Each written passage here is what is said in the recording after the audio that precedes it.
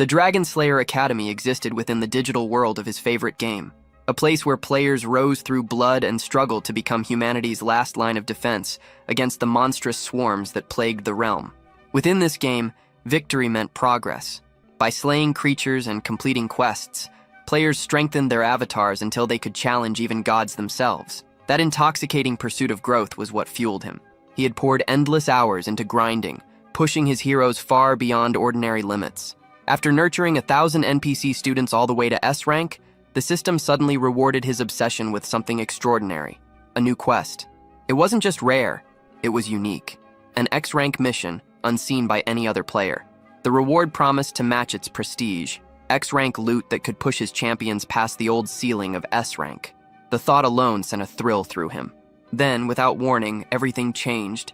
The moment he accepted the quest, his surroundings melted away. He wasn't playing the game anymore, he was inside it. The world of Dragon Slayer Academy unfolded around him, vast and vivid. Yet unlike most who would panic at such an impossible event, he didn't flinch.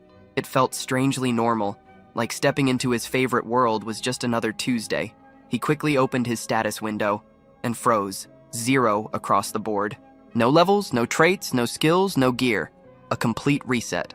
Before frustration could settle, another system prompt appeared. He'd been granted a few special traits exclusive to first-time transmigrators. Their descriptions were vague, but hope flickered in his chest. Maybe these traits would help him grind back up, reclaiming the strength he once wielded. Then came the tutorial. The system announced his first challenge: survive for 10 minutes. If successful, he'd receive the Dragon Slayer Academy new student kit. The objective sounded laughably easy. Low-level mobs? He'd handled thousands before. All he needed to do was keep his distance and wait out the timer. But the world had other plans. A deep, guttural roar shattered the calm. The ground quaked under pounding footsteps, far too heavy for beginner monsters. He looked up, and disbelief hit him like a brick. 2 dragons were clashing in the sky above, each unleashing waves of destructive power. Panic surged. He sprinted through the forest, branches whipping at his face as the ground exploded behind him. A single thought echoed in his mind. This was supposed to be a tutorial. 2 S-rank bosses at the very start made no sense. Then again, this was an X difficulty quest. Maybe this was the price of exclusivity. In the distance, the fire dragon began charging a devastating spell. The air shimmered, and the temperature spiked. If he stayed put, he'd be vaporized within seconds. Desperation took over, and his thoughts jumped back to those mysterious traits. One of them stood out: copy. He activated it. As its name implied, the skill allowed him to duplicate another being's abilities temporarily.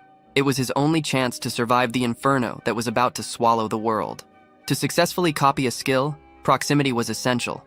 The system required the user to observe the ability closely, and, more importantly, to identify the target's name and rank before duplication could occur. For an average player, that would be a nightmare. But for someone who once dominated the leaderboards, such prerequisites were nothing more than routine. Without wasting a second, he locked onto his target, the fire dragon, and replicated one of its traits: elemental resistance. A faint shimmer enveloped his body, forming an invisible barrier just as the flames surged forward. The searing heat licked at his skin, but the copied resistance kept him from being reduced to ash. Unfortunately, copying a skill would have to wait. His mana flow was empty, his veins dry of any energy that could sustain an ability. Then, a sudden shift in the air sent shivers through him. The wind reversed, violently dragging dust and debris toward the fire dragon's maw. The beast was preparing to unleash a full-force breath attack. Across the sky, its rival, the lightning dragon, began to charge its own, sparks crawling across its massive wings. Panic set in. He bolted, sprinting through the scorched forest as the ground trembled beneath his feet. Even with his newfound resistance, a direct hit from a dragon's breath would turn him into a stain on the dirt. These attacks were legendary, the signature weapons of apex predators. He didn't look back. The air roared as both dragons unleashed their fury, the collision of fire and lightning splitting the sky apart. The resulting explosion swallowed the forest in a blinding storm of energy. By the time the shockwave reached him, the system chimed in. The 10-minute tutorial had ended. Against all odds, he'd survived. The system rewarded his survival with the standard Dragon Slayer Academy starter kit, a uniform, a student ID, and a train ticket for the next phase. Tutorial 2. Board the train bound for Dragon Slayer Academy. Moments later, the scene shifted. The train platform buzzed with chaos. The sheer number of new recruits made it impossible to find a free seat once aboard. Every cabin was packed. In one corner, a young man carrying a katana politely asked a passenger to make space. His request was met with absolute silence. The girl occupying the seat was fast asleep, unbothered by the noise around her. That's when the new arrival, Kim Ho, stepped into the same cabin, scanning for an empty spot. He noticed the situation and, with casual confidence, asked the same girl for a seat. To everyone's surprise, she stirred from her nap and agreed without hesitation. Settling down beside her, Kim Ho thanked her and introduced himself. She responded in kind, her calm voice identifying her as Seo Ye-in. Meanwhile, the katana-wielding student stood frozen, crushed by the sheer unfairness of fate. He had asked first and been ignored, yet Kim Ho succeeded effortlessly. With a heavy sigh, he announced his name, Go Hyun-woo, though no one had asked. Seo Ye-in gave him the same response as before, silence. Still, he awkwardly joined the group, quietly grateful that at least he'd managed to sit. Kim Ho demanded an explanation from Hyun-woo about why he showed up late for the train. The katana-carrying guy answered with a tale of distraction. He'd come across 2 dragons on his way, an awe-striking sight that nearly made him forget what he was even doing.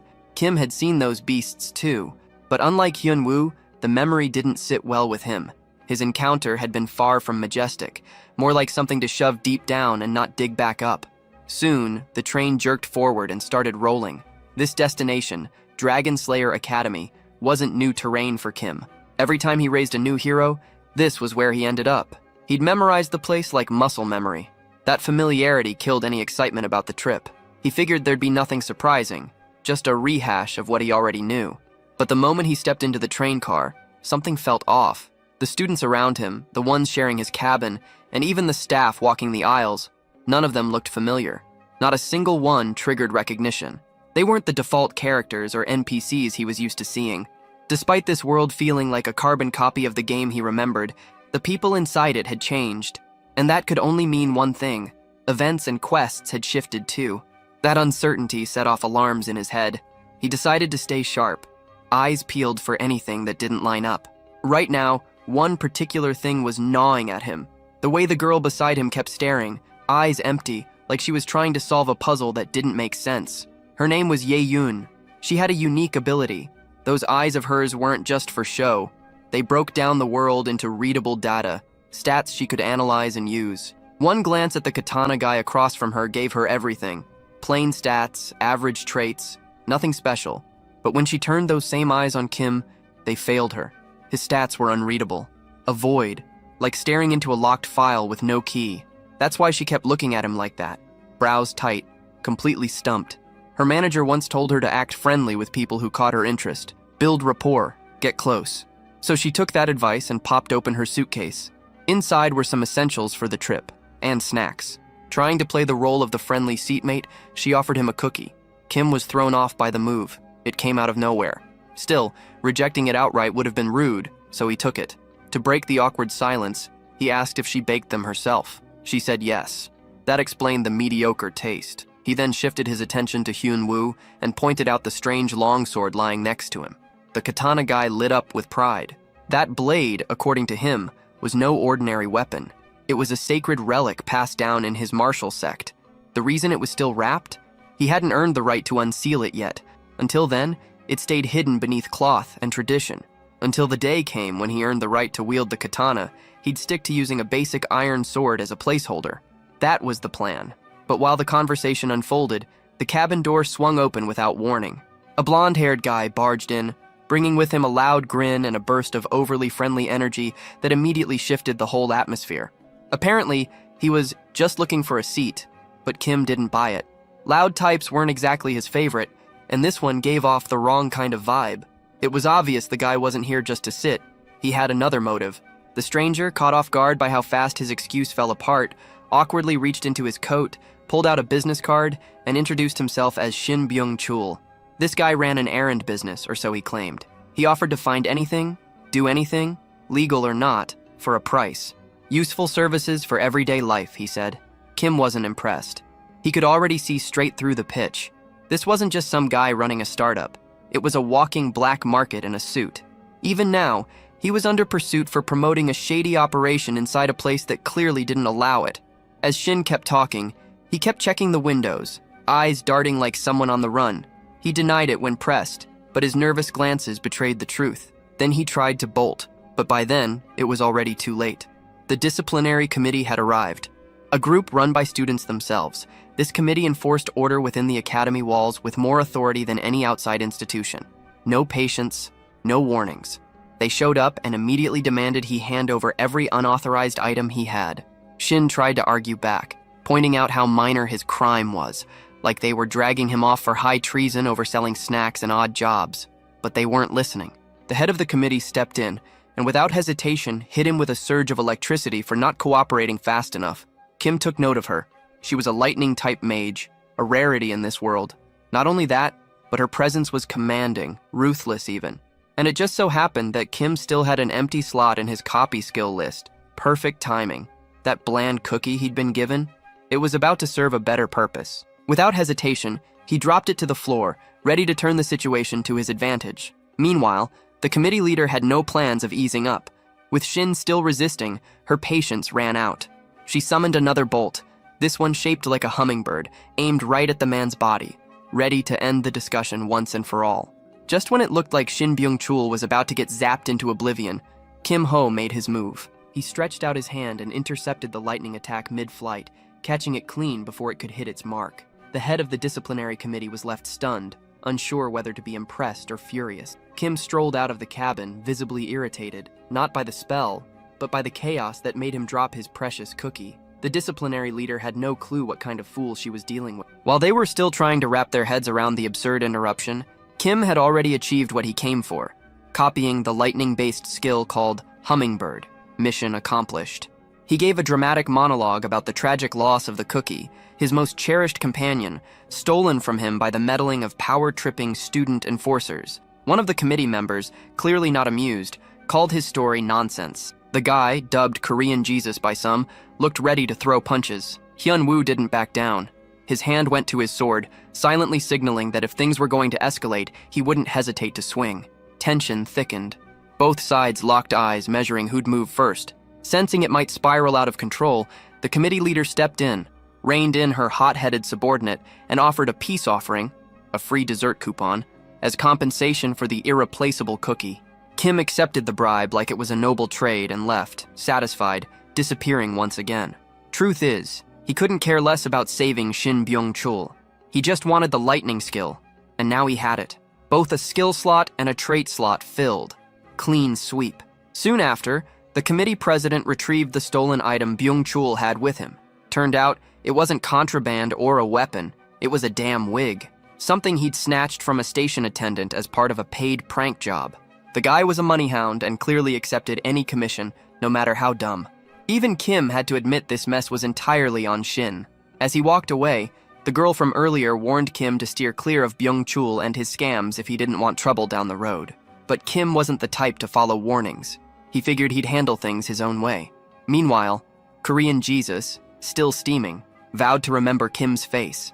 Not far away, Hyun-woo dug into the committee's background. From Byung-chul, he learned that this wasn't just any group. They were the best of the elite. The one who'd launched the hummingbird spell? That was Song Chun-hai, the current president. The name hit him hard. Chun-hai belonged to that Song family, the same one that ruled over Topaz Tower. And she wasn't just some noble with a fancy title. She was dangerous, strong, stylish, the kind you didn't want to cross. And her grandfather? That was Thunderlord Song Gyong-yoon. A name that carried so much weight, even Hyun-woo felt a little sorry for whoever might end up dating Chun-hai. As for the crew trailing behind Chun-hai, they weren't just some nameless extras either. Jo Byok stood out. He was a student under the infamous Fist King. Then there was Han Soman, trained by the Sword Empress herself. And finally, Gaeum Yohan. Despite sounding like a joke, he wasn't one. He was the sole heir to the Golden Lotus Pavilion, a name that carried weight. With introductions out of the way, Byung-chul decided to vanish before anything else exploded. Once he left, Hyun-woo turned to Kim Ho, curiosity written all over him. That whole dramatic move, intercepting an attack just to save a cookie, it made no sense. Why risk it all for something so dumb? Kim Ho laid the cards on the table. The cookie had been just an excuse. What really drew him in was the lightning spell Chun-hai had fired. That revelation threw Hyunwoo off, especially since he'd clearly seen Kim step in and catch the hummingbird spell bare-handed. Kim shot a question back at him, testing what Hyunwoo actually knew about that spell. After thinking for a moment, Hyunwoo admitted he'd never seen it used before. Even during that live demo, the spell itself was practically invisible. No electric trail, no flash. It didn't even look like it was meant to damage. More like it was designed to paralyze the target on the spot. Kim nodded but didn't fully agree. There was more to the hummingbird than that. He broke it down. The name came from the erratic flight pattern of the bird it mimicked. A real hummingbird moved unpredictably, fast, almost impossible to catch. That's what made the spell dangerous. It relied heavily on the caster's finesse. The fact that Kim caught it said more about Chun-Hai than about him. A proper mage would have altered the spell mid-flight, kept it darting. But this one flew in a straight line and landed in his palm. That spoke volumes. Chun-Hai still had a long way to go in mastering her control. Hyunwoo couldn't hide his reaction. He was genuinely impressed. Not only had Kim broken the spell down with insane precision, but he'd also analyzed its flaws in real time. And Kim wasn't done.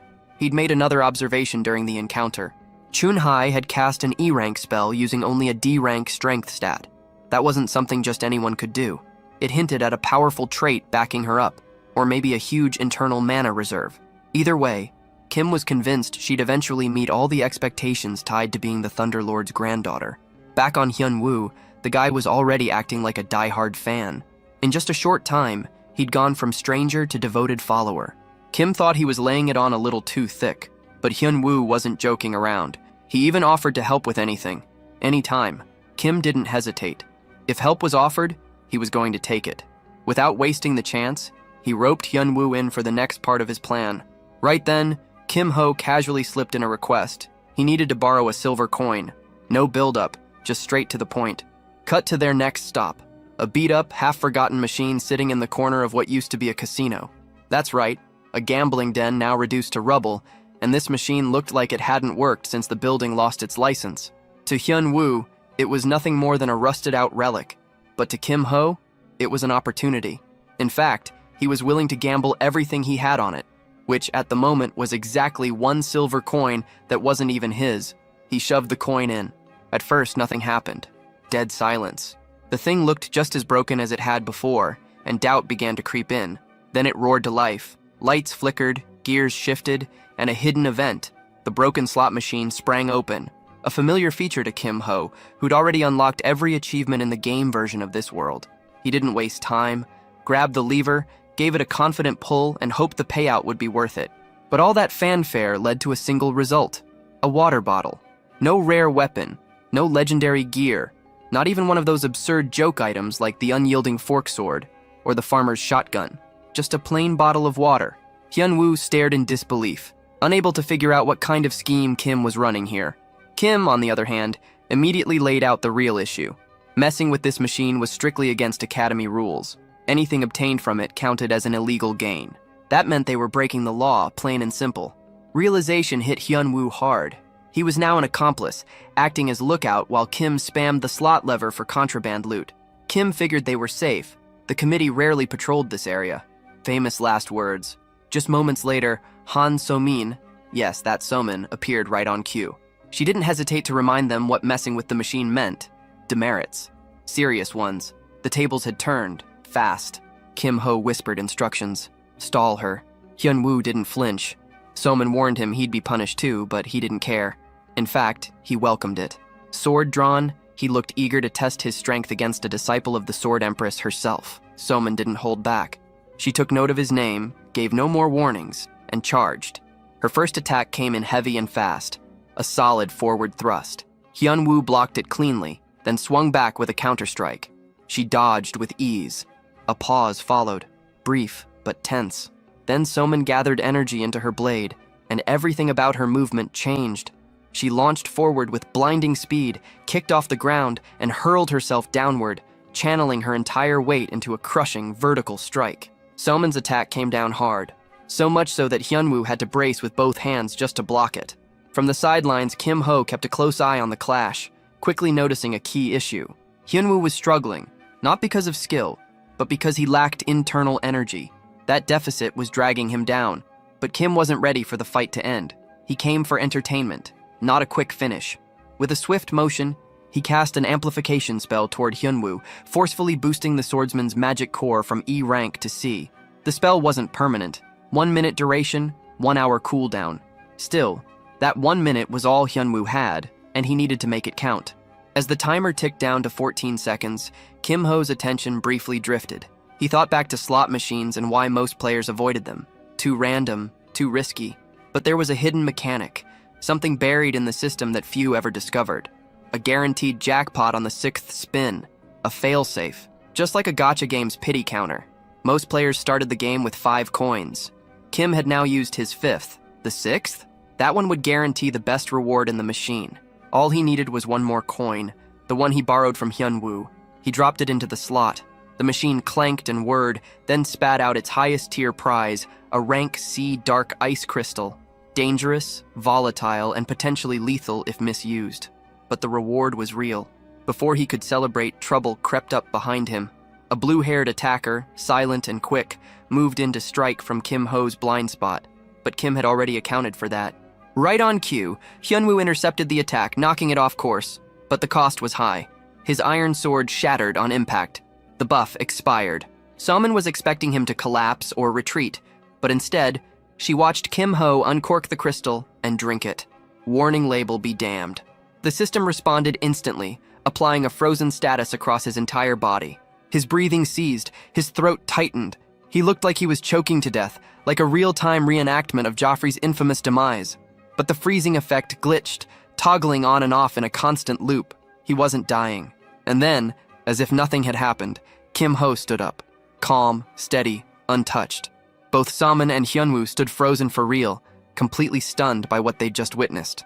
Right after the chaos settled, Hyunwoo turned to Kim Ho, asking what exactly he'd just consumed. Kim, without hesitation, claimed it was a mana-replenishing elixir. Simple, clean, totally misleading. But let's rewind to the truth behind that 6th spin. That final roll of the slot machine dropped the dark ice crystal, one of the most dangerous items a beginner could ever stumble upon. Just a shard smaller than a fingernail was enough to turn a person into a frozen statue. Instant death, no delay. Think of it as Medusa's petrification, but willingly ingested. It wasn't just risky, it was straight up suicidal. Except, for Kim Ho, it wasn't. He was the exception, thanks to his S-rank elemental resistance, the same broken trait he earned from slaying an S-rank dragon during his tutorial. That resistance put his body in a loop, constantly applying and nullifying the frozen status. The result? Complete immunity. Not only that, the dangerous energy packed into the crystal was now his to use freely, without any of the drawbacks. As for how he got away with it in front of the disciplinary committee, he pulled out the manipulator playbook, full gaslight mode, smooth explanations, half-truths, enough technical jargon to throw them off. It worked. Hyunwoo, meanwhile, felt content. Helping Kim out gave him a chance to duel Somin, a rare opportunity for any swordsman. And Kim made sure to thank him, because without that borrowed coin, the jackpot wouldn't have happened. Still curious, Hyunwoo asked about that amplification spell Kim had used during the fight, but Kim turned him down. The spell wasn't something he could spam. It had cooldown restrictions, and even Hyunwoo had to admit, anything that powerful needed a limit. While the two discussed magic and close calls, Yane, their sleepy-eyed companion, was barely keeping up with the conversation. She'd been dozing off for most of the trip. Their train started to slow, approaching the final stop, Dungeon Island. This place had a history drenched in blood. Once a lawless zone ruled by criminals and violence, it became legendary thanks to one man, the original Dragon Slayer. He wiped out every criminal on the island, conquered the endless dungeons single-handedly, and laid the foundations of a new city built on top of the chaos. From that city rose the Dragon Slayer Academy, a sanctuary for building elite warriors. The train pulled in. As they stepped off, Hyunwoo was struck by the atmosphere. The academy grounds were overflowing with students. Every background, every walk of life, all gathered in one place. Before they could take it all in, they ran straight into Chun Hai. The committee leader hadn't forgotten. She wanted Kim Ho back in her office, immediately. The scene cut to the committee's interrogation chamber, a grim room known across campus for changing lives, and not in a good way. Anyone who entered that space rarely came out the same. That reputation wasn't exaggerated. The questioning started with a full-body scan. The goal was clear. Confirm the effects of the dark ice crystal Kim Ho had swallowed earlier, but nothing registered. The frozen status was gone, wiped clean. No trace. That alone raised eyebrows. The committee began to question whether the forbidden item had even been real in the first place. Sehun, the cold-blooded head of the interrogation department, made his stance obvious. If Kim Ho stepped out of line again, there wouldn't be a second warning. No one had been harmed this time, but the next visit would come with consequences. With that, the session wrapped up, much to Chunhye's frustration. She clearly wanted more out of it. Everything about the incident reeked of suspicion. The kid had gone out of his way to activate the slot machine, a rule-breaking move on its own. Then he consumed a lethal item right in front of the council and somehow came out untouched. It didn't make sense. To Chun-Hai, one explanation stood out. Kim Ho had to be hiding an illegal skill. She suggested using the magnifying glass, a specialized tool that could identify hidden traits and abilities. Sehun agreed, but added a warning. That method came with risk. If nothing turned up, they'd look like fools. You didn't use the magnifying glass unless you were absolutely sure. Realizing she'd overstepped, Chun-Hai backed off and apologized.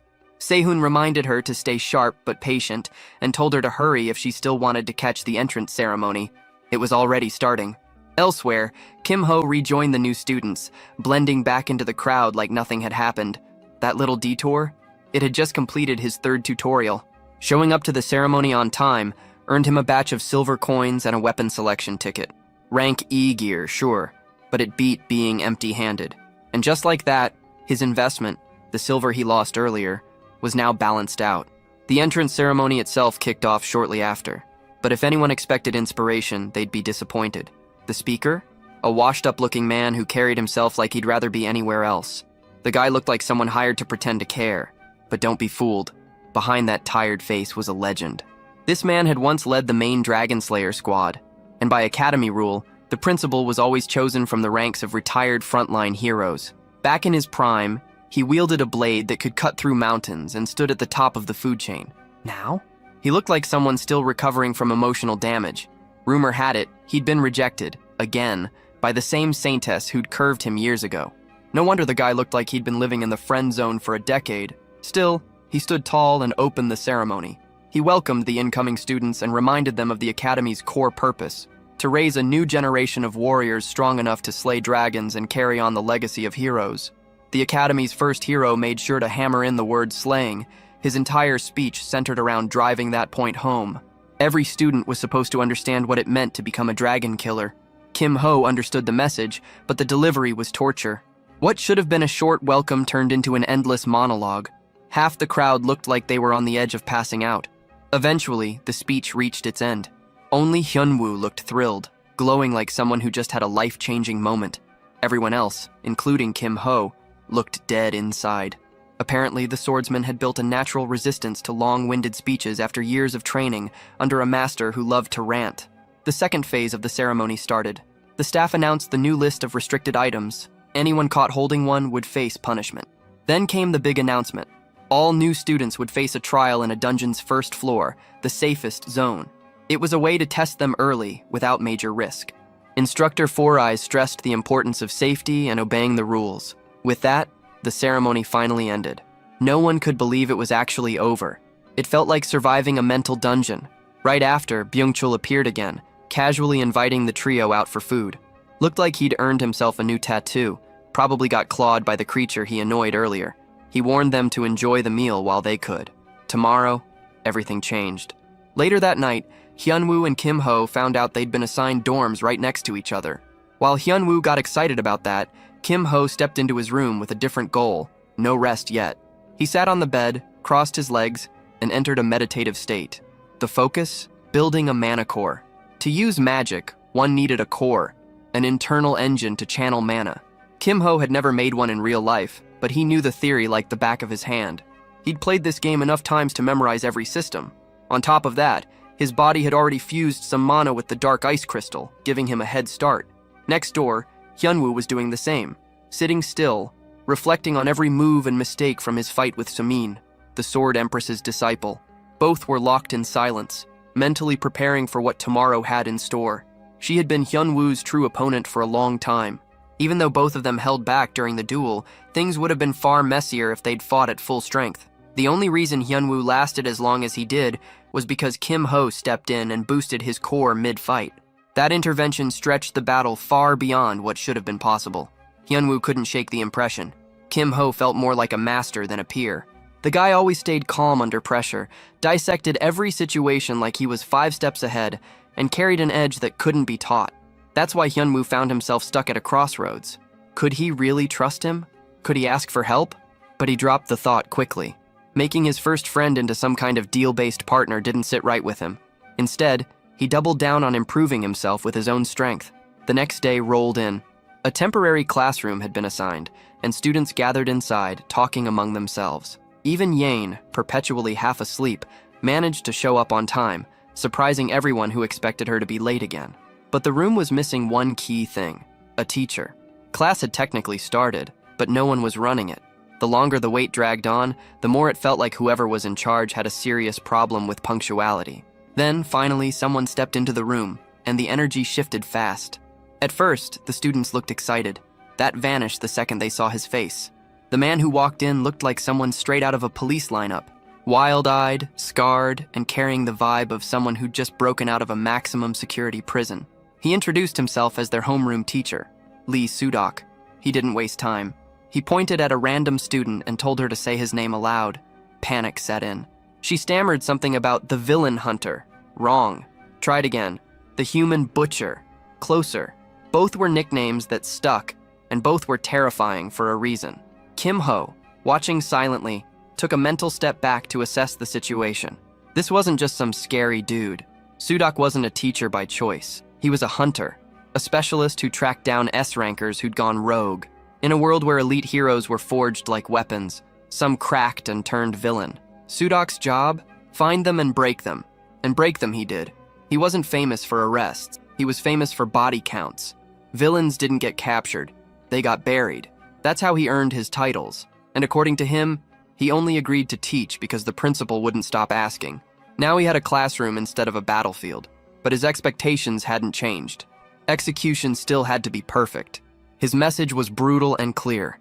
Anyone who failed his class could expect the same treatment he gave villains. Perfect motivation. If fear didn't light a fire under them, nothing would. With that, he launched into his first lesson, an introduction to the school's grading system. The grading system kicked off with the written exam, which made up 30% of the total score. Then came behavior, a 10% slice awarded simply for staying out of trouble. Easy points, unless someone messed up. A single mistake could tank that score to 0 and drag everything else down with it. Sudok, dripping with sarcasm, made it clear he'd be keeping a close eye on every student, hoping at least a few might survive until graduation. The next part focused on practical exams, broken into 2 sections: dungeon quests and PvP matches. As the names implied, students would be graded on their ability to clear dungeons and fight each other. Rankings would be relative, based on performance compared to their peers. Add it all up: 30% written, 50% practical, and 10% behavior. A clean 100-point evaluation system. With grading explained, Sudok didn't bother wasting time. He led the group straight to the arena. Multiple fights were already in progress. This was what Byung-chul had been hyped about the day before. The PvP battles. Rules varied depending on the setup, but today's format was labeled as a death match.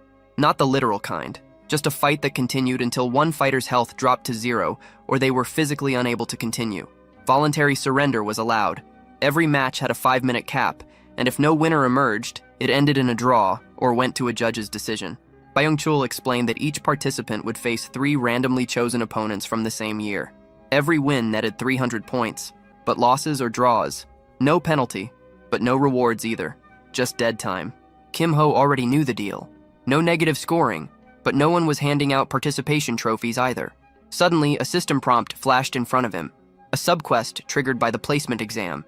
The requirement: score an average result. That meant taking down at least one opponent. The reward? An extra copy slot. That was a solid deal. From Kim Ho's perspective, the task was easy. One victory in combat and a decent dungeon score were well within reach. But what really grabbed his attention was something bigger. This was a perfect chance to study other students' skills. It wasn't just about passing the test, it was a scouting mission. He could identify standout talent for future use, whether it meant recruiting them as future allies or copying their skills and traits for his own arsenal. Before he could strategize further, the announcer called his name, and that of his opponent. He stepped forward toward the battlefield. eyes narrowing as he saw her approach. Scarlet hair, confident stance, and blazing aura. His opponent was a flame magic user from the Ruby Tower. The Ruby Tower was infamous for raw power, high-output magic that scorched through enemies with sheer firepower. Kim Ho used to main them back when this world was still just a game, and he loved every second of it. But right now, one of their proud representatives was about to become his 5-minute test subject. Manhwa, the flame mage, wasn't impressed. Facing off against someone with no fame, no reputation, and wielding what looked like a retired grandpa's walking stick disguised as an earth staff, it was insulting. An E-rank support tool? That was all he brought? One glance told her everything. He wasn't from the Emerald Tower, which meant he wasn't an earth mage. That raised one question. Why bring a staff like that at all? Maybe it was just to boost support magic? Whatever the plan was, she didn't plan to give him enough time to show it. The match kicked off, and Manhwa wasted no time. Treating him like a standard support caster, she fired up a combustion spell, aiming to take him out in one clean blow. Flames roared. The crowd leaned forward, impressed by her precision and raw control. Ruby Tower flare in full display. Then the smoke cleared. Her opponent stood unharmed. Manhwa blinked, confused. Sure, she didn't expect to wipe him out in one hit, but not even a scratch? That wasn't just surprising, it was absurd. Kim Ho smirked, still untouched. Now she was rattled. Something was wrong. Maybe he used a dispel to nullify her spell. She quickly shifted strategies, preparing a technique that couldn't be blocked by typical anti-magic. A full ring of explosive flames erupted around him. Precision fire meant to trap, punish, and overwhelm. He didn't move, not a step, not a flinch. He just stood there, completely unaffected, soaking the blast like it was warm rain. The sight pushed her to her limit. Irritated, she called up a third spell, Fire Pillar, and launched it straight for his head. A towering inferno erupted on impact, drawing another wave of cheers from the audience. She was showing them what Ruby Tower Elite looked like, but once again, the smoke cleared, and Kim Ho stood unscathed. Nothing had landed. Every single spell, ignored. All her confidence, all the pride she poured into her magic, it wasn't landing a single hit. That's when Kim Ho decided to end it. He activated Hummingbird, the lightning technique copied from Chun Hai. Manhwa hadn't expected lightning, especially not from someone posing as a support. She dodged the first strike, but the bird wasn't done. Kim Ho curved its path mid-air, sending it straight into her back, lightning quick, no warning. She dropped to her knees, locked in place, paralyzed by the spell's effect. With the match already decided, Kim Ho proposed calling it. Letting her drag the fight further would only expose more of her abilities to the crowd, a tactical disaster for future rounds. It was advice cloaked in mockery, but it wasn't wrong. Frustrated but realistic, Manhwa admitted defeat. The audience froze in disbelief. The nameless guy with the old man's staff had just crushed a Ruby Tower prodigy. Expectations shattered, like the ending of Game of Thrones, but in reverse. Kim Ho wasn't thrilled about all the attention he'd drawn from his first match. With everyone's eyes locked on him, he planned to keep a lower profile from here on out. But fate clearly didn't care. He got called up for his next battle immediately, no chance to rest. This time, his opponent was none other than Chun Hai, the stylish menace herself, head of the first-year disciplinary committee. Aura sharp, presence louder than thunder, and clearly out for something personal. Kim Ho took one look at her, and just to throw a wrench in her plans, surrendered before the match even began. Sudok, stunned, questioned his withdrawal, but Kim simply claimed he wasn't in fighting condition. He couldn't care less about racking up more points. He'd already secured the win he needed. He forfeited his third match, too, locking in 2 back-to-back losses and lighting a fire under Chun Hai's nerves. She snapped, calling him weak, gutless, and nothing like her grandfather, who had always preached resolve in battle. Kim remembered the man. Thunder Monarch, a legend. He could see pieces of him in her, no doubt. And sure, in a normal context, her words might have carried weight. But not here. Not for him. He turned his back, walked off without flinching, and handed her the win without lifting a finger. She was furious, forced to accept the outcome with gritted teeth. Before leaving, Kim tossed in one last insult, asking her to send over that dessert coupon she still owed him. That remark hit a nerve so hard, it was a miracle she didn't detonate on the spot. Can't say the same for her next opponent. Yang Ji-hong, stepping into the ring, had no clue what kind of fury he was about to walk into. He expected a proper match. What he got was divine punishment. She incinerated him in under a second. Lightning strikes straight from Zeus himself. His body hit the ground before the audience could even blink. The burns were brutal, her aura terrifying. Byung-chul watched from the sidelines and instantly understood. Kim Ho made the smartest move possible by ducking that fight. The man may be reckless, but he wasn't stupid. Chun-hai, though, wasn't done glaring. She cast a burning stare in Kim Ho's direction, side-eye so intense it could melt armor. Byung-chul noticed. Everyone noticed. Kim Ho? Either he didn't see it or he didn't care. He admired her entrance. Power, dominance, flash, classic Thunderlord blood. But while the audience was dazzled by her destruction, the rest of the student body wasn't so forgiving. They weren't impressed with Kim's tactical retreats. To them, it looked like the guy got lucky in his first fight and backed out of the next two out of fear. Exactly what he wanted. Let them talk. Let the rumors spread. Misleading them into thinking he was some lucky amateur gave him the freedom he needed to move in silence. Sometimes bad press was the best cover. Meanwhile, Chun-hai was cued for her final match, and this one had real heat. Her opponent? Seo Yeon, the Academy's rumored gun prodigy, daughter of Korea's very own John Wick. The reveal turned heads. A gun duelist versus a mage was a matchup worth watching. And in this case, it wasn't just hype. Gunners had real tactical edge when dealing with spellcasters. The crowd started to doubt her. Could Chun-hai actually lose? Kim Ho didn't commit to a prediction. Not yet. The fight was still unwritten, and he'd be watching. To make things more entertaining, Kim Ho threw 5 silver coins on the line, betting on the outcome of the upcoming duel. True to form, Byung-chul, the greedy little rat, accepted without hesitation. The match kicked off. On one side stood Chun-hai, the composed and intimidating granddaughter of the Thunderlord. On the other, the cold, unreadable gun duelist, Seo Yeon. From the start, Yeon went on the offensive, unleashing a storm of amplified bullets. Chun-hai didn't flinch. She blocked every shot with ease, just as Kim Ho expected. Her mana pool was massive, and he knew it. Then came the retaliation. Chun-hai summoned a swarm of hummingbird spells. The electric projectiles flew toward Yeon, who stayed locked in her firing stance. She dodged both birds initially, but Chun-hee redirected them mid-flight, just like Kim Ho had done before. One of them clipped Yeon's face, stunning her and sending her crashing to the floor. It wasn't a clean hit. If it had been, the match would have ended on the spot. Still, it slowed her just enough. With her movements dulled by the shock, the second strike was all but guaranteed. Everything was falling into place exactly how Kim Ho had calculated. Chun-hai was seconds away from finishing the match. Then, the unexpected.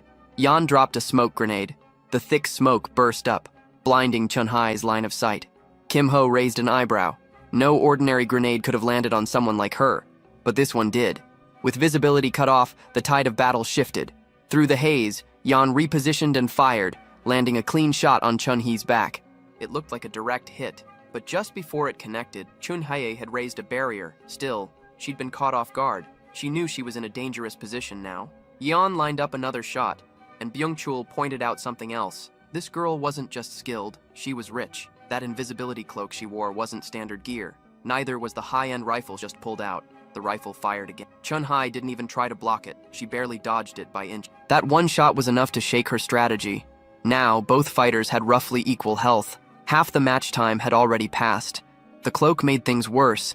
Chun-hai couldn't see her opponent at all. Every attack from Yeon came out of nowhere, forcing her to react blindly. Another shot from behind nearly clipped her again. But Chun-hai adapted.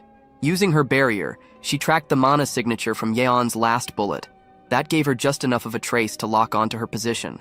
In the narrow window she had, she unleashed a wave of lightning across the arena floor, surging it toward the source.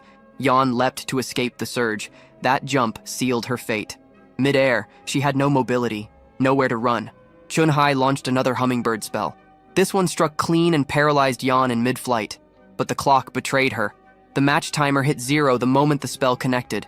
Yeon fell to the ground, her health lower than Chun-hai's. But the battle had ended. Byung-chul was stunned. Kim Ho not so much. After watching Chun-hye's performance, he was sure no one could beat her in a straight fight. The judges ruled Chun-hye the winner by health. Still, Kim Ho gave credit where it was due. Yeon had put up one hell of a fight and pushed it further than anyone expected. As for the wager, Byung-chul handed over the coins, already itching for another chance to win them back. Kim Ho turned him down flat. The guy was clearly hooked, and he wasn't going to feed the addiction. Back in the arena, Hyunwoo entered for his match. His opponent? Jo Byok, disciple of the Fist King. This one had potential. Kim Ho took the bet, this time putting his money on the Fist King's protege. Byung-chul called him out for being brutal, betting against his own friend. But Kim Ho didn't care. He wasn't here for loyalty, just for the truth. Naturally, the gambling addict didn't get the message. But Kim Ho didn't bother explaining further. He'd figure it out soon enough. Shifting to Hyunwoo's perspective, the pressure was on. He knew Kim Ho was watching, and this time, he was determined to show everything he had, even if the odds were stacked against him. Drawing the iron sword, he ignored the better weapon on his back. His opponent, Jo Byok, clearly noticed the decision and questioned it mentally. But Hyunwoo already knew. He wasn't ready to wield that blade yet. Byok didn't care either way. He had no intention of holding back. Both fighters squared up, and the duel began. Byok struck first, slipping past Hyunwoo's initial slash and immediately launching a devastating punch. The speed and power were no joke. Even though Hyunwoo managed to block it, the sheer impact sent his body flying. Reality hit fast. His opponent was the real deal. Basic swordplay wasn't going to cut it. Byok didn't let up. Like a human missile, he propelled himself forward again, ready to end it. Hyunwoo decided to meet him head-on, drawing on his clear-stream sword technique to try and break through. It didn't work. Their clash ended in disaster for him. The iron sword shattered instantly under the pressure of Byok's blows. Defenseless, Hyunwoo admitted defeat without hesitation. Still, he left behind a small cut on Byok's shoulder, proof he could at least land one hit. Byok acknowledged it and looked forward to a rematch, just like Kim Ho predicted. From the moment he saw Hyunwoo back on the train, he knew. The guy had talent, but that pathetic iron sword was holding him back. At this point, it was becoming a pattern. Every fight ended with a broken blade. Byung-chul, meanwhile, was crushed. Another bet lost. Another blow to his already sad silver stash. Kim Ho didn't let up, expecting payment immediately. With his coin pouch running dry, Byung-chul was offered another option: information. Kim Ho made it clear. If he couldn't pay in silver, he'd better cough up something useful. Later, the trio grabbed lunch while waiting for the next round of testing. According to the announcer, a raid placement exam was scheduled after the break. As they sat together, Kim Ho grew increasingly irritated watching Byung-chul slowly chew through his food like it was a meditation ritual. Finally, the guy finished and asked what Kim wanted. Kim Ho went straight to the point. He wanted details on the top players from each faction. Byung-chul didn't mind sharing. He didn't think the intel was all that valuable anyway. Now, let's break down the Academy's 4 major factions. Not counting the official student council, of course. There was the Muram Alliance, a martial arts powerhouse led by none other than Mo Yong-jun, the grandson of the Sword Saint. Then came the Magic Tower Society, represented by the Ruby Tower's own Hong Yun-hwa, the same girl Kim Ho had steamrolled earlier in his match, despite her now being revealed as a high-ranking figure. Honestly, the school felt more like a crossover between 4 completely different manhwa universes smashed together under one roof. Third on the list was the Guild Federation, led by Druid Park Na-ri, famous not just for her position, but also for her tiger-striped cat that somehow commanded as much attention as she did. According to rumors, another member in her guild was secretly hiding their full strength, making the faction even more unpredictable. And finally, there was the Knight's Order. Leading them was none other than Lee Sang-yoon, the Swordmaster's son. If that didn't sound like a manhwa protagonist's title, nothing else would. Honestly, it felt like Jin-Run Candle had reincarnated into this academy. 4 factions, 4 powerhouses. The lineup was stacked, and even Byung-chul seemed impressed by his own list. Then they realized something was off. Hyunwoo was missing. Byung-chul suddenly remembered something about the club president and bolted away in a panic, leaving Kim Ho behind with the ever-silent Yane. Kim Ho glanced at her. She always seemed distant, like she existed slightly out of phase with the rest of the group. He figured he'd at least try to bridge the gap. He brought up the cookie she'd given him before, then mentioned the dessert coupon he got from Chun-hai as thanks. To return the favor, he summoned a blueberry cake with the coupon's magic, offering to share. She accepted. A rare, small connection formed between them over dessert. Mid-bite, Yane asked for his take on her loss to Chun-hai. Kim Ho didn't hesitate. Normal mana bullets couldn't break through mana barriers. Against someone with Chun-hai's mana pool, standard attacks were pointless. Still, he saw potential. If Yane could amplify her shots, she might flip the outcome in a rematch. But then came the shock. Yane admitted she'd never trained mana before, not once. That threw him completely off. When he asked how she conjured her bullets, her blank look said everything. She had no idea what magic bullet training even was. And that was absurd. For a gunner, learning magic bullet was day one stuff. The fact that she had been holding her own against high-tier opponents without even knowing the basics, that kind of raw, instinctual combat ability made Kim's brain short-circuit. Realizing she was winging it this entire time, he offered a bit of guidance. Once she learned to control her mana and picked up proper technique, everything would click and get a whole lot easier.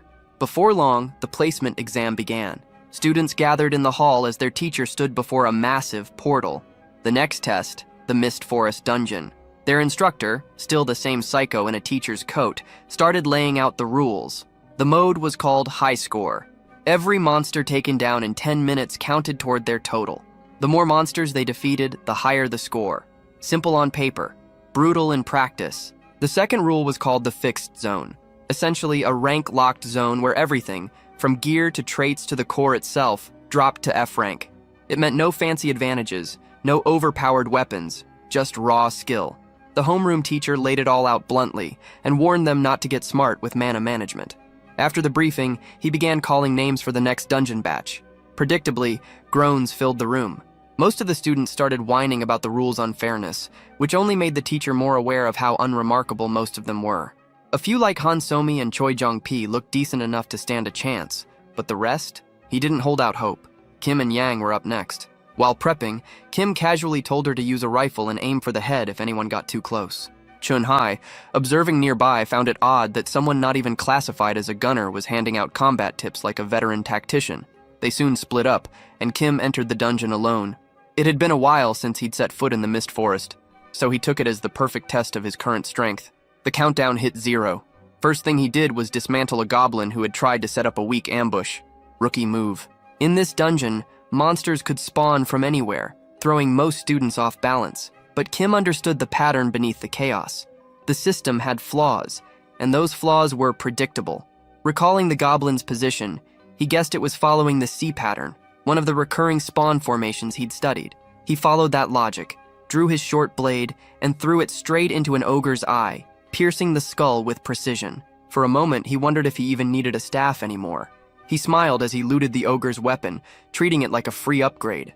From there, he rampaged through the dungeon without hesitation, racking up points fast. When 2 trolls charged him, thinking he was vulnerable, they found out the hard way they were wrong. Kim didn't even flinch. Before exiting, he remembered the dungeon had a replay feature and immediately erased his footage. If the system ever synced monster AI to his own movements, it would create complications he didn't need. Only 3 minutes in, and he already had more than enough points to meet subquest conditions. No point in drawing extra attention. He stepped out early. Outside, he spotted Yane leaving the portal, looking exhausted and muttering about how rough it had been. His early exit caught the homeroom teacher's attention. He remembered this was the same kid who once gave up during a PvP match. Now he was clocking out before the 10-minute mark again. Internally, the teacher scoffed. A quitter could never become a dragon slayer. But then he checked the rankings, and everything changed. Kim had landed squarely in the mid-high tier bracket, an achievement that shattered expectations. No one had ever climbed that high in such a short span of time. It was enough to shake the teacher's perspective.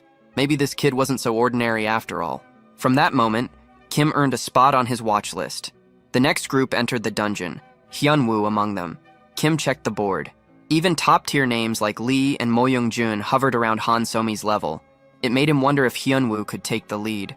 Right then, the scoreboard updated. Hyunwoo was on top, with the highest score of the day. No fluke. No lucky run. Kim congratulated him as soon as he exited, but Hyunwoo brushed off the praise, crediting his success to the reset Kim had given him during their PvP match. Still, not everyone nearby was thrilled to see them celebrating. A few snide remarks floated their way. Hyunwoo started to react, but Kim shut it down with a knowing wink.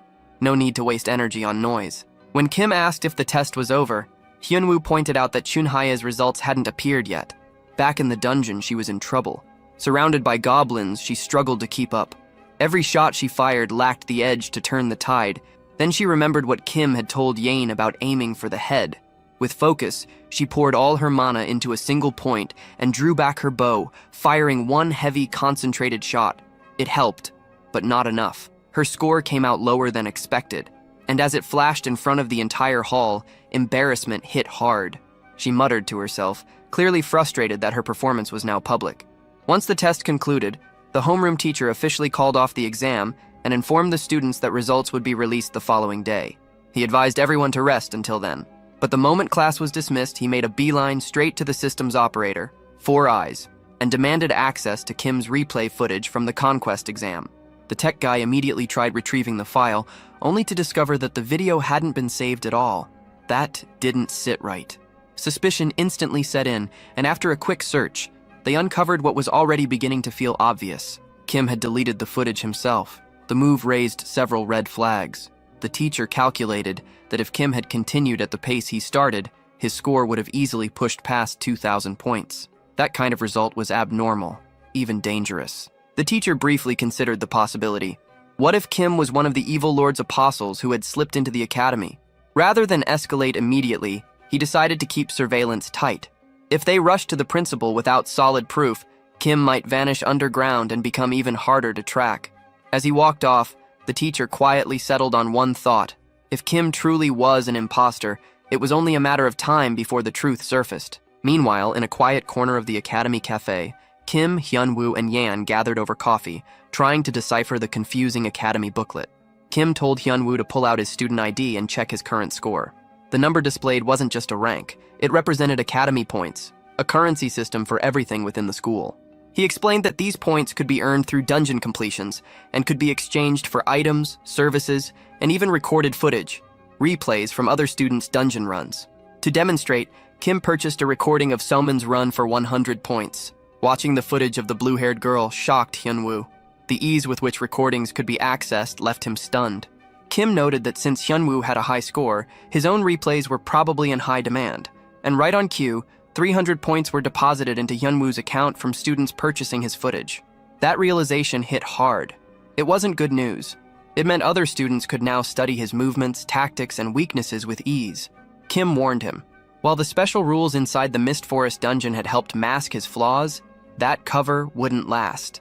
His core was weak, and it was only a matter of time before others figured it out.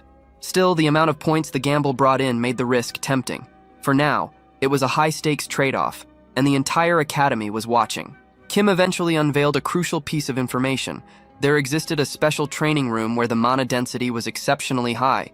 This place allowed for accelerated cultivation and faster growth, a true asset for anyone looking to rise quickly. Hearing this, Hyunwoo practically launched himself out of his seat, stunned that such a facility even existed.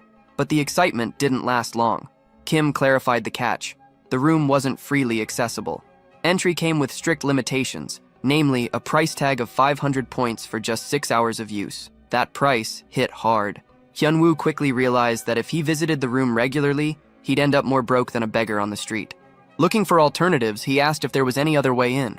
Kim, visibly more enthusiastic now, revealed there was a workaround, the season pass, something handed exclusively to top-ranking clubs. But that meant ousting someone like Mo Young-joon from the Swordsmanship Club, which was laughably unrealistic. Hyunwoo threw in the towel early, but Kim wasn't finished. With that same sly confidence, he offered a trade. He'd get the season pass, for a price. The favor he asked in return? Once Hyunwoo became strong enough, he would have to enter the deep dungeon. Unlike the Mist Forest, this one was deadly. A far more dangerous environment, no safety nets, no leeway. Hyunwoo didn't hesitate. He claimed to have a warrior's spirit and accepted without question. With that, Kim told him to grind hard in the meantime, promising to secure the season pass in 2 weeks. Later that day, Kim paid a visit to the engineering workshop to pursue another one of his signature under-the-table deals. Inside the dimly lit room, a shut-in upperclassman was already buried in work, barely acknowledging the new presence. Kim greeted him with forced politeness, stating his intention to join the Magic Engineering Club. The senior wasn't amused. He wanted to know why Kim bypassed Workshop 1 and came directly to Workshop 4. Kim, playing the fool, replied that the Workshop 1 folks had sent him here, instantly irritating the guy. The senior, clearly fed up, told him to speak quickly and get out. While the engineer turned his back, Kim took the chance to assess him, B rank in magical engineering, and that was all Kim needed. Without hesitation, he copied the skill. No permission asked, no shame felt.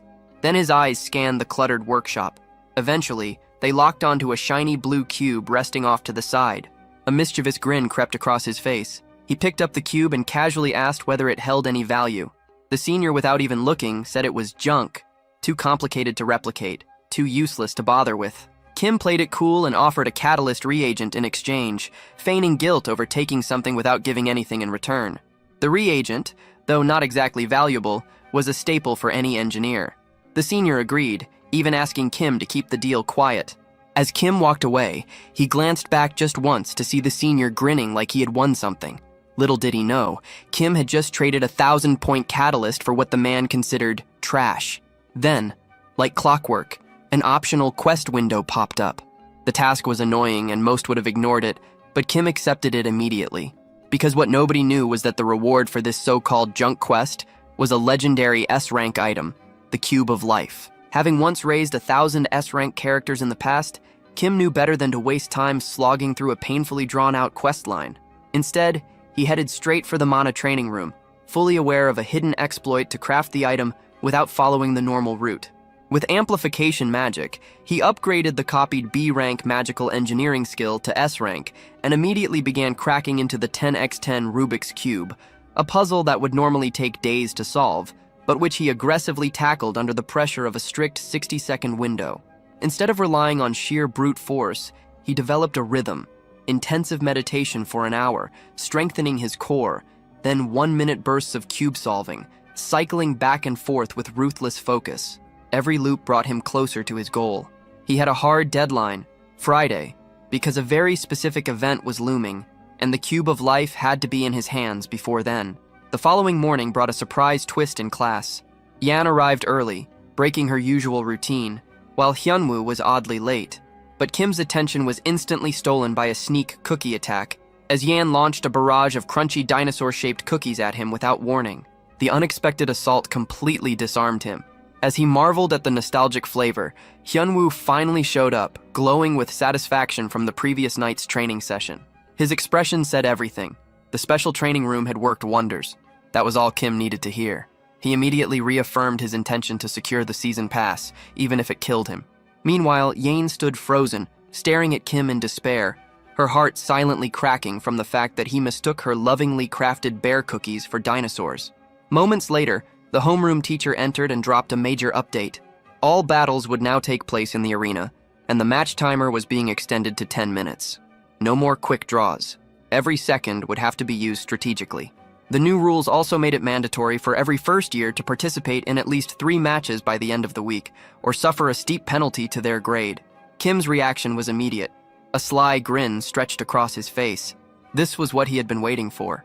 The opportunity to wipe out the competition had finally arrived. If you enjoyed this video, don't forget to give it a thumbs up, it really helps. And for more content like this, make sure to subscribe and hit the notification bell so you don't miss any updates. Let me know in the comments if you'd like to see another part. I'd love to hear your thoughts. See you next time. Bye-bye. Sometime later, the boy who had been following Kim Ho was pinned against a wall by someone. Upset, he complained about how unfair the situation was. A short-haired boy with an angry and demanding look scolded him harshly. He said that his older brother from the disciplinary committee had been defeated by a thief. He then blamed the 2 brothers for damaging his family's name. Nearby, the girl who had also been following Kim Ho was kneeling on the ground with one hand raised. Still furious, the short-haired boy mocked the fact that even a large group had failed to defeat a well-known coward. After letting the boy go, the short-haired boy walked away, called him pathetic, and sighed in disappointment. Later, the same short-haired boy sat on a wooden chair and admitted that he had felt something was wrong from the start. A blue-haired girl standing beside him suggested that they should meet Kim Ho in person. She was Ha Soo-yeon, the leader of the Nature Club and a member of the Guild Alliance. The short-haired boy, Mak Young-hwa, leader of the Emerald Magic Tower, agreed with a calmer expression that they should meet him. He added that the honor of the Emerald Magic Tower had already fallen badly. He believed that the strange box Kim Ho had was not enough to recover their standing, and that Kim Ho had to pay for ignoring their group. Meanwhile, the green-haired boy who had been following Kim Ho struggled to get back on his feet. He begged for another chance and insisted that he would make up for his failure. Mak Young-hwa rejected him coldly and questioned whether he even had the right to ask for another chance. Even so, the green-haired boy did not back down. He explained that he had only been caught off guard and pleaded for one more opportunity. Mak Young-hwa looked at him sharply and warned that if he failed again, he would be expelled from the club. He then asked whether he still wanted that chance. The green-haired boy replied with confidence that he could win. Mak Young-hwa, sounding both supportive and threatening, said that he would lend him his golem. He warned that this time he had to defeat his opponents completely. Grateful, the green-haired boy bowed and swore that he would win. Later, the scene moved to the training ground in the Goblin Swamp. Kim Ho and his friend Seo Yane ran through a group of goblins. Kim Ho told her that since it was only training, there was no need to hurry. She simply agreed. As Kim Ho looked at his system panel, he thought about how to get the best reward in both the solo and duo dungeons. The panel showed a subquest called Second Week Strategy Battle, where the goal was to clear the dungeon within the week. The rewards changed depending on the remaining time, with separate targets for solo and duo runs. For your next rewrites, I can keep it even closer to the original sentence weight. Seeing that, Kim Ho realized he had to clear both challenges within 1 minute. At that moment, 2 goblins appeared in front of them. As he looked at them, Kim Ho judged that the solo dungeon would not be a problem, but the duo dungeon was another matter. He thought that sharing the patterns with Seo Yane would make things easier, but it would not help her improve. Without noticing what he was thinking, Seo Yane simply attacked the goblins with magic bullets. Still studying the situation, Kim Ho understood that helping her in that way would not let her grow. He decided that she needed to learn through real practice. Then another goblin appeared, carrying a large sword. A system notification appeared and identified it as a strong enemy, the submerged goblin. Kim Ho and Seo Yane both stopped in front of it. With a light smile, Kim Ho asked whether she wanted to avoid the goblin like in their first practice or try to catch it. Seo Yane hesitated for a moment, then asked whether catching it would give points. Kim Ho confirmed that defeating a boss monster would grant an extra 120 points. Hearing that, she chose to try catching it. After hearing her decision, Kim Ho activated his power and launched an attack at the goblin. He encouraged her and made it clear that he would support her. The goblin raised its large sword to block, but the attack still hit and threw it back, shaking its whole body. Then Seo Yane suddenly appeared behind Kim Ho, holding her gun aimed at the goblin. She clenched her teeth in frustration. She fired at the goblin, but the bullet did nothing. Instead, it only made the goblin more irritated. Angered, the goblin turned its focus from Kim Ho to Seo Yane and rushed at her. Reacting at once, Seo Yane tried to activate her ability and use amplification to strengthen her attack. But before she could move, Kim Ho stepped in. With a firm expression, he activated his skills again and cut in before the goblin could reach her, making it clear that she would not be hit. At that moment, a notification appeared and announced that Hummingbird's rank had risen from E to C. A huge electric bird formed from Kim Ho's power and struck the goblin, completely overpowering it. A short time later, another notification appeared in front of both of them. It showed that 11 or more goblins had been defeated, with only 18 seconds left on the clock. The remaining time was 2 minutes and 29 seconds, giving them 149 points, and with the 500-point clear bonus, the total became 649 points. Looking at the notification, Kim Ho said that they had reduced the clear time a lot compared to their first practice and wondered whether they could cut it down even more. Seo Yane quietly agreed. Then, with a blank look, she turned to him and asked for another special lesson on magic bullets. Kim Ho smiled to himself, noticing that she had a hidden competitive side and that having trouble against a boss monster had clearly bruised her pride. He then suggested ending the practice and going to the training center. Seo Yane agreed right away with clear excitement. Later, the scene moved to the shooting range inside the training center. There, Kim Ho started teaching her a new skill. He explained that even though her magic bullets and gun were excellent, she was still treating them like simple tools instead of fully using what they could do. As he held a magic bullet in his hand, he said he would show her a better way to understand the skill. He told her to imagine that her hand itself was a magic gun, since that would make the idea easier to understand. Kim Ho then showed her how to fire a magic bullet at a target dummy. He explained that by gathering mana and releasing it at the right moment, it was possible to recreate the effect of a magic bullet. He encouraged Seo Yane to try the method with only her hand first. Later, she followed his instructions and tried to guide her mana to her fingertips, as if pulling it upward. But the energy suddenly flew backward, which startled her. Kim Ho, excited by her attempt, urged her to try the motion again without using a real magic bullet. He explained that success would simply mean pushing the mana outward. After encouraging her, he told her to keep practicing while he went to get dinner items. But she quickly stopped him, searched her pocket and pulled out a black card, offering it to him as something useful. The moment he saw the card, Kim Ho was clearly surprised and realized that she came from a rich family. Later, in the cafeteria, Kim Ho was ordering a mini donut when 2 disciplinary committee members nearby were talking about how the limited edition snack had been worth waiting for. Then one of the girls noticed Kim Ho and greeted him with excitement, which made the other girl ask who he was. Kim Ho answered casually, but the pink-haired girl from the committee showed clear annoyance and questioned why he was there. Still, she quickly changed her thinking and realized that this was a good chance to confirm something. She stepped toward him and asked to see his hand, which caught him by surprise. He questioned why she suddenly wanted to look at it. At the same time, her thoughts started racing. She suspected that he was the thief who had used a powerful technique during the storage incident, someone with expert control over a rare skill. She also remembered his link to the Thieves' Club, which only strengthened her suspicion. Driven by curiosity, she said she wanted to check something on his palm, comparing it to palm reading. In her mind, the pink-haired girl was convinced that if Inferno Fist had really been used, there had to be burn marks on his hands. Kim Ho noticed the way she was watching him and quietly realized how flustered she seemed. She looked desperate to inspect his hands herself, as though she was searching for evidence, while he calmly let her examine them.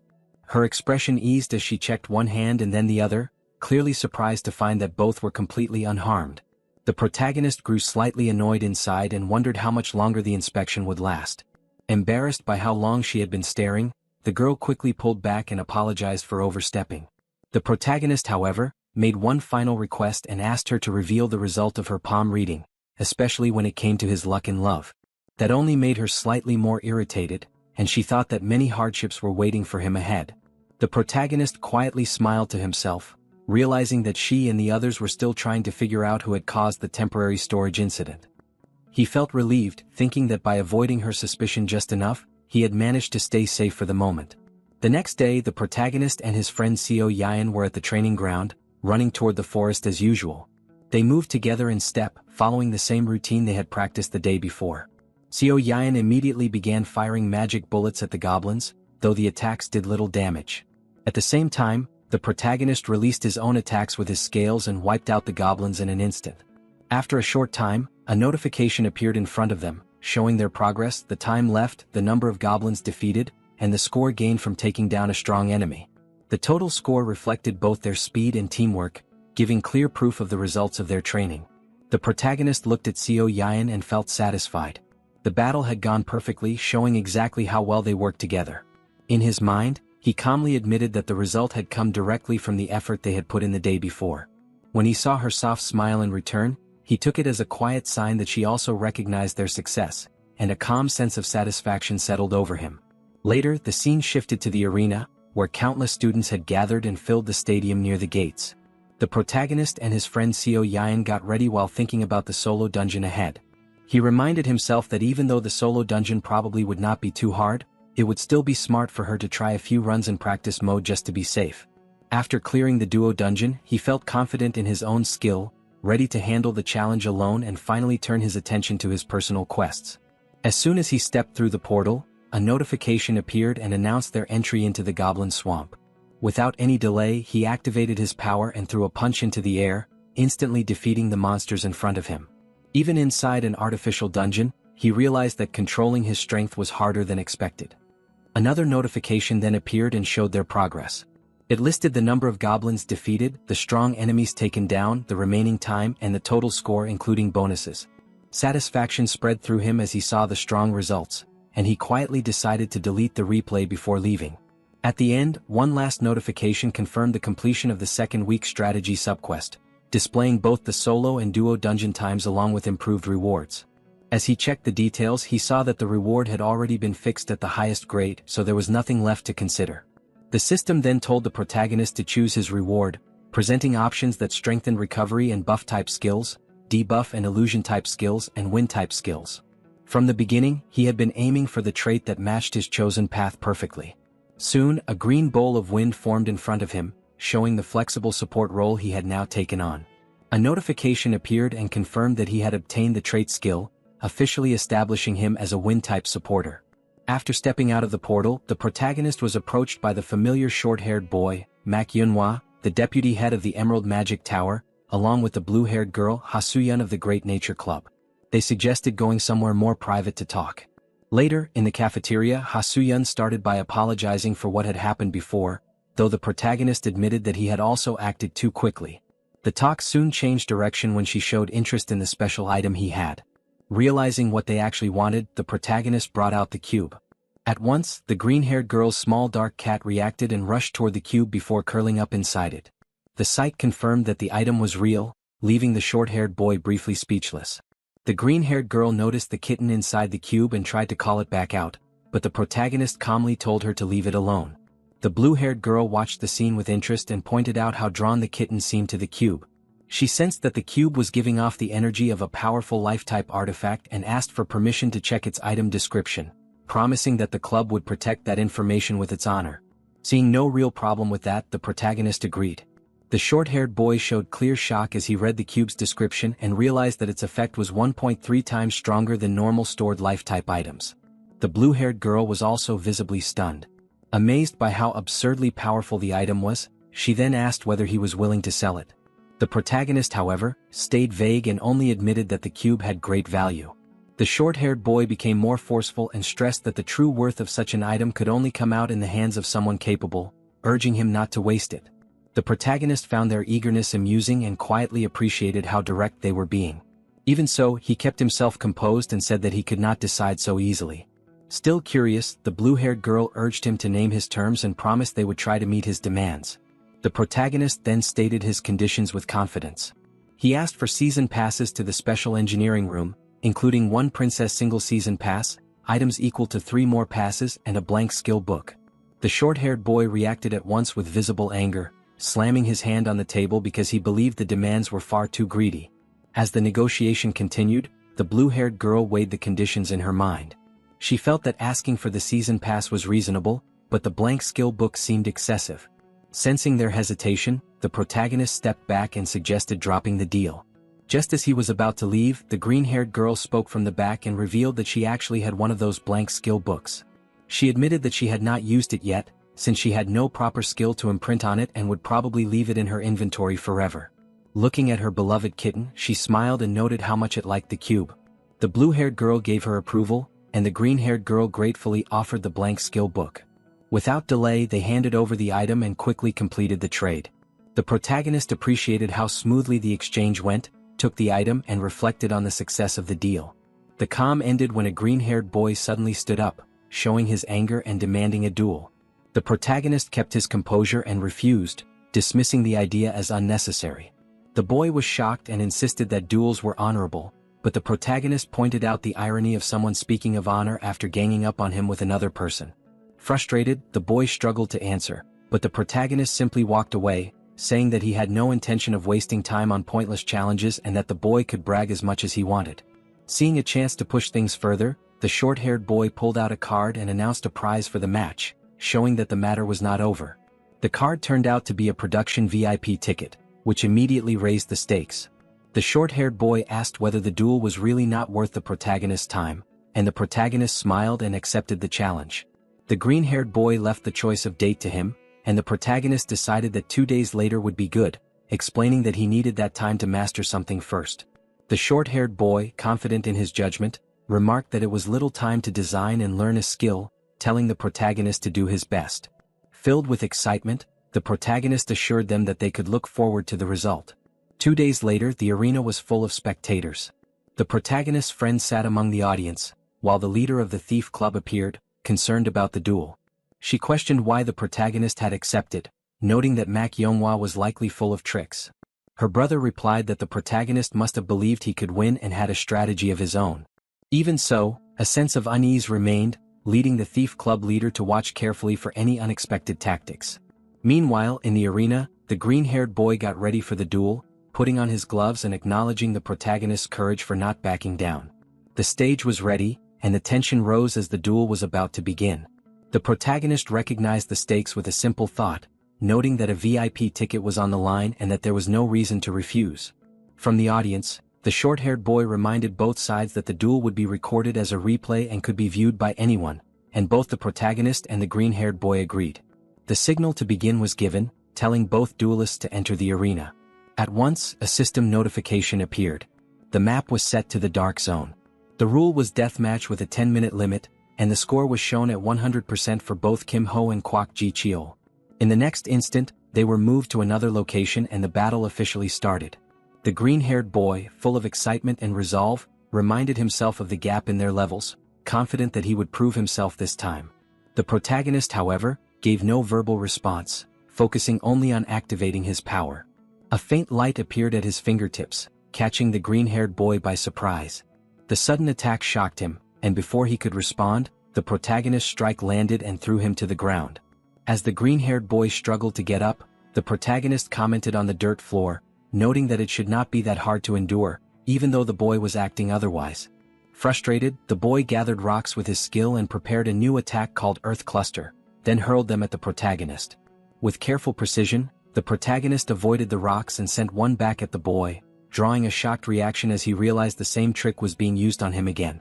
An explosion followed, and when the dust settled, the green-haired boy was lying on the ground, frustrated and determined not to lose the match. As he forced himself back up, he acknowledged the protagonist's strength and prepared a more serious attack, thinking that the duel had to end with his victory. Then, in a sudden move, he summoned a huge being behind him, a wood golem, a creation filled with the forest's power that gave life to an ancient tree.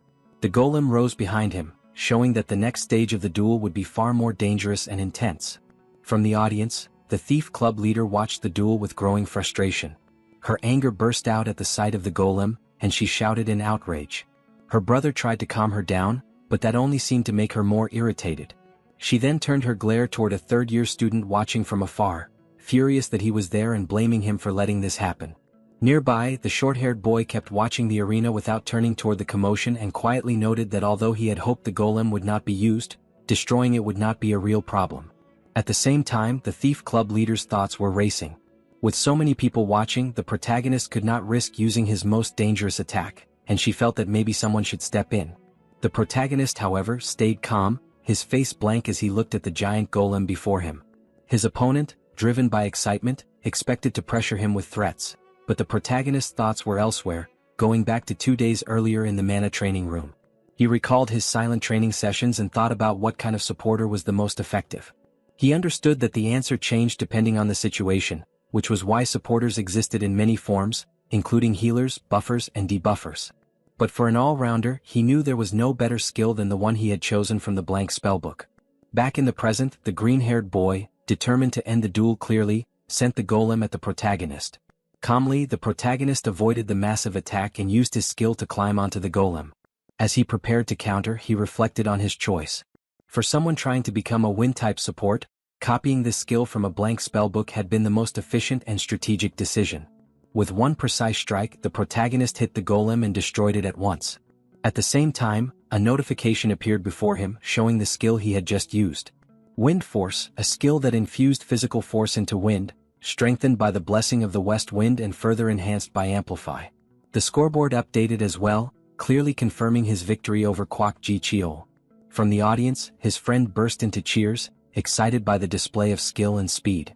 Watching the strong duel and seeing the golem fall brought great satisfaction and made the win feel even more impressive. Meanwhile, the short-haired boy, frustrated by the result, could not say anything. Soon after, the short-haired boy entered the arena and handed the protagonist the promised VIP production ticket.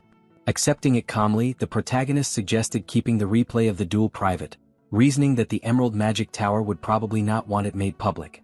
Members of the club, including the green-haired boy and the short-haired boy, reacted with irritation to the suggestion and asked what he wanted in return. The protagonist calmly replied that he only expected a small favor later. Without even looking at him, the short-haired boy agreed, and the matter was settled.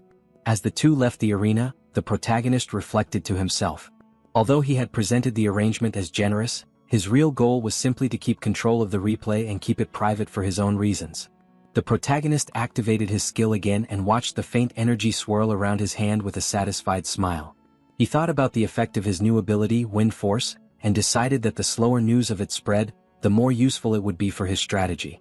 A short time later, his friend approached and expressed admiration for his recent win. The protagonist responded by showing him the promised VIP pass, which completely caught his friend off guard. A short playful exchange followed, with the protagonist reminding his friend that he had said he would get it within 2 weeks. Before the moment could settle, the leader of the Thief Club approached, barely able to contain her excitement, and pressed him about the deal he had made with Ma Cheonghua while praising his skill in negotiation. The protagonist answered with an awkward laugh and brushed off the comment until she calmed down. As the conversation became more serious, the protagonist reminded her of the favor he had asked for earlier. The club leader acknowledged it, referring to the Magic Engineering Club, and said that they wanted to meet him soon. Internally, the protagonist realized that the timing was perfect, felt a surge of anticipation and prepared to meet them right away. The scene then shifted to Magic Engineering Workshop number 1. As soon as he entered, the protagonist could not help admiring the scale of the workshop. The atmosphere was completely different from the 4th workshop where he had obtained the cube. This place gave off a far more polished and impressive feeling. A boy approached him and immediately confirmed his identity. The protagonist recognized him as Bong Jae-suk, a third-year student and the head of the Magic Engineering Club.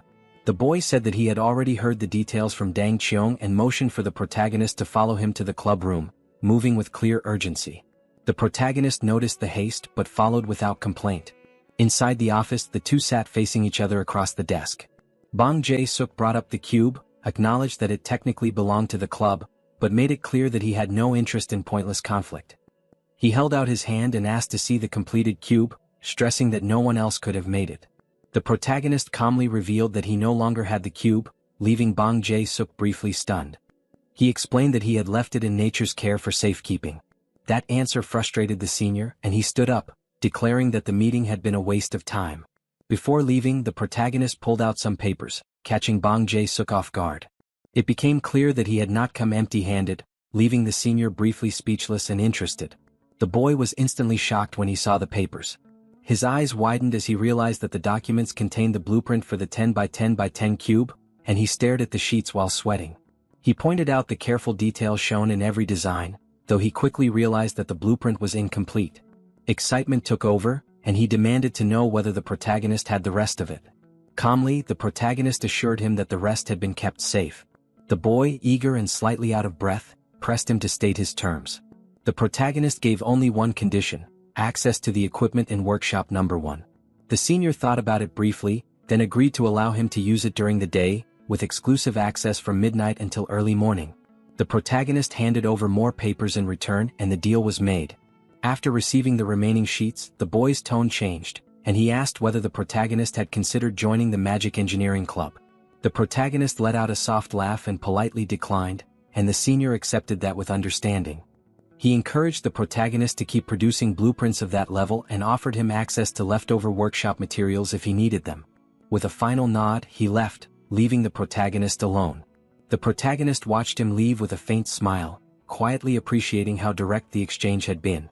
In his mind, he thought that the foundation was now in place, marking the real start of his preparations to craft a terminal-grade weapon. At the infirmary, the disciplinary committee was busy with its work. A member wearing glasses leaned toward the short-haired boy and urged him to rethink his decision. The short-haired boy, however, stayed firm and asked why he should. The glasses-wearing member continued, pointing out how few first-years could even stand against a golem, much less a third-year student. The short-haired boy replied that, difficult or not, the incident had damaged Emerald's reputation. The other boy admitted that his own sibling had gone too far, but questioned whether the protagonist had truly acted alone. Frustration showed on the short-haired boy's face.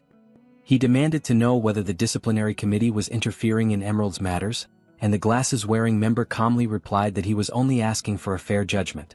After a tense silence, the short-haired boy finally asked what exactly they wanted. The other boy answered simply, give the protagonist a chance. He proposed a 2-month trial, during which the protagonist's ranking, specifically Kwak Ji Cheol's, would decide the result. The glasses-wearing boy agreed, saying that 2 months was more than enough. As the short-haired boy walked away, he muttered something sharply and then glanced back, calling out the name Song Chun-hai. Hidden behind a wall, the pink-haired girl from the disciplinary committee had overheard everything. Awkwardly, she stepped out and asked if he had known she was there. The glasses-wearing boy smirked and revealed that he had already noticed her sneaking into the arena stands. He asked about the result of the fight and whether she thought she could defeat the protagonist herself. She admitted that she could not say for sure. He then asked whether she had checked the protagonist's hands. Flustered, she confirmed that she had carefully examined both hands and had found no scratches. The glasses-wearing boy paused and thought to himself that if the protagonist had really used Inferno Fist, there was no way he could have recovered that quickly. Had he judged him wrong? The doubt remained, but he knew there was still more to find out. Then he suddenly remembered the protagonist he had faced, and frustration rose inside him. In his mind, he repeated that arrogant look as if everything was beneath him. It was hard for him to believe that it was not the same person. Turning back to the girl, the glasses-wearing boy apologized and said that he would need her to keep working on this. She tightened her fist and answered that there was no need for an apology. She was doing it because she wanted to, and she would definitely catch him making a mistake. It was Monday of the third week. The protagonist's homeroom teacher addressed the class and explained that cooperation would be just as important as it had been the week before. This time, however, the goal was different, and through the match they might find weaknesses in their teamwork that had not been noticed earlier. To deal with that, the academy had prepared a mentoring program, and the students were told to think carefully about it during the week. With that, the teacher ended the announcement without adding more. Go Hyun-woo then turned to the protagonist and asked whether he had already signed up for the mentoring program. The protagonist looked at his system notification, which showed that the application had already been completed under his name. He replied that there was no reason to hesitate. With a serious look, he explained to Go Hyun-woo that participants would be matched with a top-ranked third-year student or a graduate, depending on their tendencies. He added that chances to learn from people like that would be rare. Excited, Go Hyun-woo agreed right away and said that he would sign up too. Looking at his own system notification, he thanked the protagonist in advance. The protagonist then turned to Seo Yeon and asked about her choice. Still half asleep, she replied that it was bothersome and that she was too sleepy. The protagonist simply looked at her and thought that although she already knew how to form aura grenades to some degree, she still had a lot to learn, so mentoring would be important for her.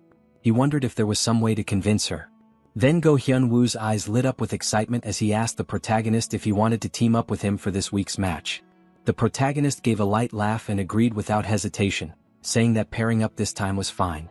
At that moment, Seo Yeon woke up, rubbed her face with one hand, and asked whether she could not team up with him too. Go Hyun-woo laughed awkwardly and suggested that since there were 2 matches that week, each of them could partner with him once. The protagonist wondered to himself whether his opinion even mattered. Seo Yeon, still drowsy but accepting, said that the arrangement sounded fine. Still excited, Go Hyun-woo then told the protagonist that he needed to train and that the two of them should go ahead first. The protagonist answered with a nod and a simple remark to see him tomorrow. The next day, Go Hyun-woo approached the protagonist and apologized for keeping him waiting. The protagonist simply answered that he had only arrived a minute earlier. Inwardly, the protagonist noticed how different Go Hyun-woo seemed. His aura felt sharper than it had the day before, and he wondered what had happened to him. Go Hyun-woo noticed the protagonist's look, smiled lightly, and said that he was looking forward to the match. The protagonist observed him closely and thought that Go Hyun-woo's core had reached C rank far faster than expected. Keeping the mood light, Go Hyun-woo then jokingly asked whether the protagonist's match with Seo Yeon had gone well the day before. The protagonist rubbed his head awkwardly and admitted that they had won, but said nothing more. The scene then moved to the arena, where the protagonist stood facing 2 opponents, a red-haired girl and a boy holding a shield. The protagonist looked at the red-haired girl and thought back to their previous match. He remembered that the opponent they had faced the day before was Hong Hyun-woo, a rising talent from the Ruby Magic Tower. He had already expected that Seo Yeon would not be able to match someone at that level yet, but the result had been even more one-sided than he had feared. At the same time, a notification appeared before him, showing Seo Yeon's performance rate falling from 81% to 78%, then to 74%. Seeing that, he thought to himself that his worst expectation had come true in the end. Meanwhile, Seo Yeon was aiming her gun at them from a distance and carefully adjusting her position. Watching her, the protagonist realized that she had no defensive ability at all. Without hesitation, he rushed forward, gripping his staff tightly. As he closed the distance, he activated his skill, and blue energy gathered in his hand. He struck the boy with the staff and sent him flying backward. Seeing that, the red-haired girl became clearly tense and frightened. The protagonist stood firmly in front of her, with his staff pointed straight at her and ready to face her. Later, while checking his system panel, the protagonist thought about how he had somehow managed to handle everything, even encouraging Seo Yeon to join the mentoring program. But despite that, she had shown no interest. He mentioned that to Go Hyun-woo, causing Go Hyun-woo to laugh awkwardly. He admitted that a lot had happened and said that the kid probably needed to be beaten at least once. However, the protagonist was caught off guard when Go Hyun-woo's words came out harsher than expected. Just then, the protagonist's system flashed with a new notification. A match had been found, and when Go Hyun-woo saw it, his eyes lit up with excitement as he declared that he would show the results of his training. Without warning, both of them were transported to a new place. Looking around in shock, Go Hyun-woo asked what was happening and who their opponents were this time. The protagonist fixed his gaze on the group standing across from them. It was Seo Yeon and her team. At that exact moment, another notification appeared and showed the team lineup, Jang Sam with 572 points and Seo Yeon with 741 points. Stunned, Go Hyun-woo muttered in disbelief that they were facing Seo Yaen again. Seeing that, the protagonist smiled and thought to himself that this was the perfect chance to make Seo Yaen realize her weakness in defense. Go Hyun-woo looked at him with concern and asked whether they would win. The protagonist smiled with confidence and assured him that they would. Without wasting time, Seo Yaen launched an attack at the protagonist, determined to take him down herself. Following behind, Go Hyun-woo answered with determination that he would support him. As the two moved toward their opponents, Seo Yaen immediately used a smoke bomb to cover the area. Seeing it, the protagonist thought that it was exactly what he had expected her to do. He dismissed the attack as pointless and kept moving forward without slowing.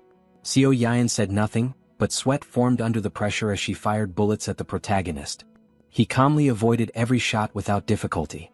When he finally reached her, she quickly got ready to fire again. But before she could shoot, the protagonist knocked her gun aside, prepared a punch infused with his skill and sent it toward her. Yet before the punch could connect, he stopped midway and flicked her forehead with his finger. Looking at her, he asked whether they should keep fighting. Unable to meet his eyes, Seo Yaen quietly admitted defeat. The protagonist could see that her pride had clearly been hurt. He then turned his attention to Go Hyun-woo and remembered what Shin Byung-chul had said earlier, that there was one more hidden talent among their opponents. As he watched the fight, he focused on the strange movement of one opponent's right hand. He had found it odd from the start but only now understood why. Suddenly, the protagonist called out and told both sides to stop. They paused in confusion and turned toward him. Calmly, the protagonist accused them of hiding their real abilities and challenged them to fight seriously. He said that he was already fighting for real and added that if they were worried about the replay becoming public, they could keep it private. To push them further, he offered information about Yuri Young Myong, Ghostly Shadow, as a reward if they won. The name startled Yuri Young Myong, who turned toward the protagonist in shock. The protagonist thought to himself that he had clearly touched a nerve. Still shaken, Yuri Young Myong said that anyone who cared that much about secrecy would not want to miss that hidden detail. Smiling with confidence, the protagonist answered that he had only promised to share the information if they won and asked how he was supposed to know that. Yuri Young Myong gripped his sword and prepared for another round. He told Go Hyun-woo that if he wanted to go that far, then he would fight the way he wanted. At the same time, Go Hyun-woo noticed how sharply Yuri Young Myong's eyes had changed and resolved to give everything he had. Without hesitation, the two clashed again, more fiercely than before. Notifications began appearing one after another as Go Hyun-woo attacked aggressively. Go Hyun-woo 87%. Go Hyun-woo 73%. Go Hyun-woo 68% even as his exhaustion kept growing. Watching the battle, the protagonist thought to himself that he would finish it with one decisive blow. As the final attack approached Go Hyun-woo, he stayed calm and steadied himself before the clash grew even more intense. In an instant, Go Hyun-woo cleanly avoided his opponent's attack and immediately countered with a skill called Rapid Current. The sudden strike left his opponent stunned before either side could recover. The force of their swords colliding caused both blades to shatter. The protagonist then stepped forward and said that it was enough, bringing the match to an end. He activated his skill, letting a small energy gather at his fingertips, and told both of them to rest. At that moment, the results board displayed the outcome of the match, showing that the protagonist and Go Hyun-woo had won, while Seo Yi-in and Jang Sam had lost. The protagonist looked at his friend and quietly thought that, while it counted as a win within the system, it felt more like a loss in reality. The match had already been decided the moment Jang Sam, unable to block the attack, exposed his true level. He admitted that his opponent was still just short of reaching a notable rank, at least for the time being. Soon after, Jang Sam regained consciousness and after seeing the result, quietly accepted his defeat. The protagonist confirmed it without saying more. Without looking at the protagonist, Jang Sam commented that even though the result was unfortunate, it had still been a good match. The protagonist replied that Go Hyun-woo would probably feel the same. Before leaving, Jang Sam adjusted his shoulder and asked the protagonist whether his techniques had been too obvious. The protagonist smiled and explained that they had been slightly noticeable, saying that his sword grip looked awkward and too normal, which made his moves easier to predict. Surprised, Jang Sam asked whether being too ordinary really made it that obvious. The protagonist answered by telling him to think about the nature of Dragon Slayer Academy, where the strongest people from all over the world gathered. In that kind of place, anything ordinary stood out more than normal. Jang Sam thought about that and agreed that being ordinary would indeed draw attention in such an environment. He then bowed respectfully to the protagonist, thanked him for the advice, and asked about another skill, Ghost Shadow Step. The protagonist reminded him that he should only ask about that after a win. Meanwhile, Go Hyun-woo was still unconscious on the ground, while Jang Sam, pulling himself together, promised that he would challenge the protagonist again next time. The protagonist accepted right away and said he would face him whenever he was ready. Later, the protagonist and Go Hyun-woo were transported back to the arena. Still embarrassed by how he had performed, Go Hyun-woo admitted his shame and asked the protagonist what he thought of the match. The protagonist reassured him, explaining that he had smartly created openings through probing attacks and had ended the fight cleanly with a solid finishing move. Go Hyun-woo looked at his broken sword with concern and said that he could not keep avoiding that problem forever. Sensing his worry, the protagonist jokingly said that the answer was simple. He just needed a better sword. Embarrassed, Go Hyun-woo thought to himself that his financial situation was nowhere near good enough to afford something like that. Without hesitation, the protagonist took a book from his inventory and handed it to Go Hyun-woo, explaining that weapons did not always have to be bought with money alone, then asked how many points he had saved. Go Hyun-woo quickly checked and said that he had around 5,000 points. The protagonist told him that this was more than enough and advised him to buy both an E-rank longsword and a D-rank longsword. Go Hyun-woo followed the advice and purchased them. A system notification confirmed the purchases, listing both swords and extra crafting materials called thermal catalyst reagents, which he also bought with his remaining points. The protagonist told him to hand over the reagents first, and when Go Hyun-woo asked what they were for, he explained that they were crafting materials and promised to help him make something useful. He told Go Hyun-woo to focus on recovering and assured him that they would work on it together. Grateful, Go Hyun-woo smiled softly and thanked the protagonist. That evening, the protagonist headed to the fourth workshop, thinking that the week's duels had already ended and that he should prepare materials for an item to help Go Hyun-woo. When he entered, he greeted the room and found a boy working on something. The boy glanced back for a moment, then quickly returned to his task, clearly showing no interest in the protagonist. The protagonist remembered that Bong Jae-suk had previously scolded this boy for interfering and assumed that he did not like being disturbed. Even so, the protagonist approached again, quietly apologizing to himself as he tried to copy a skill he had seen.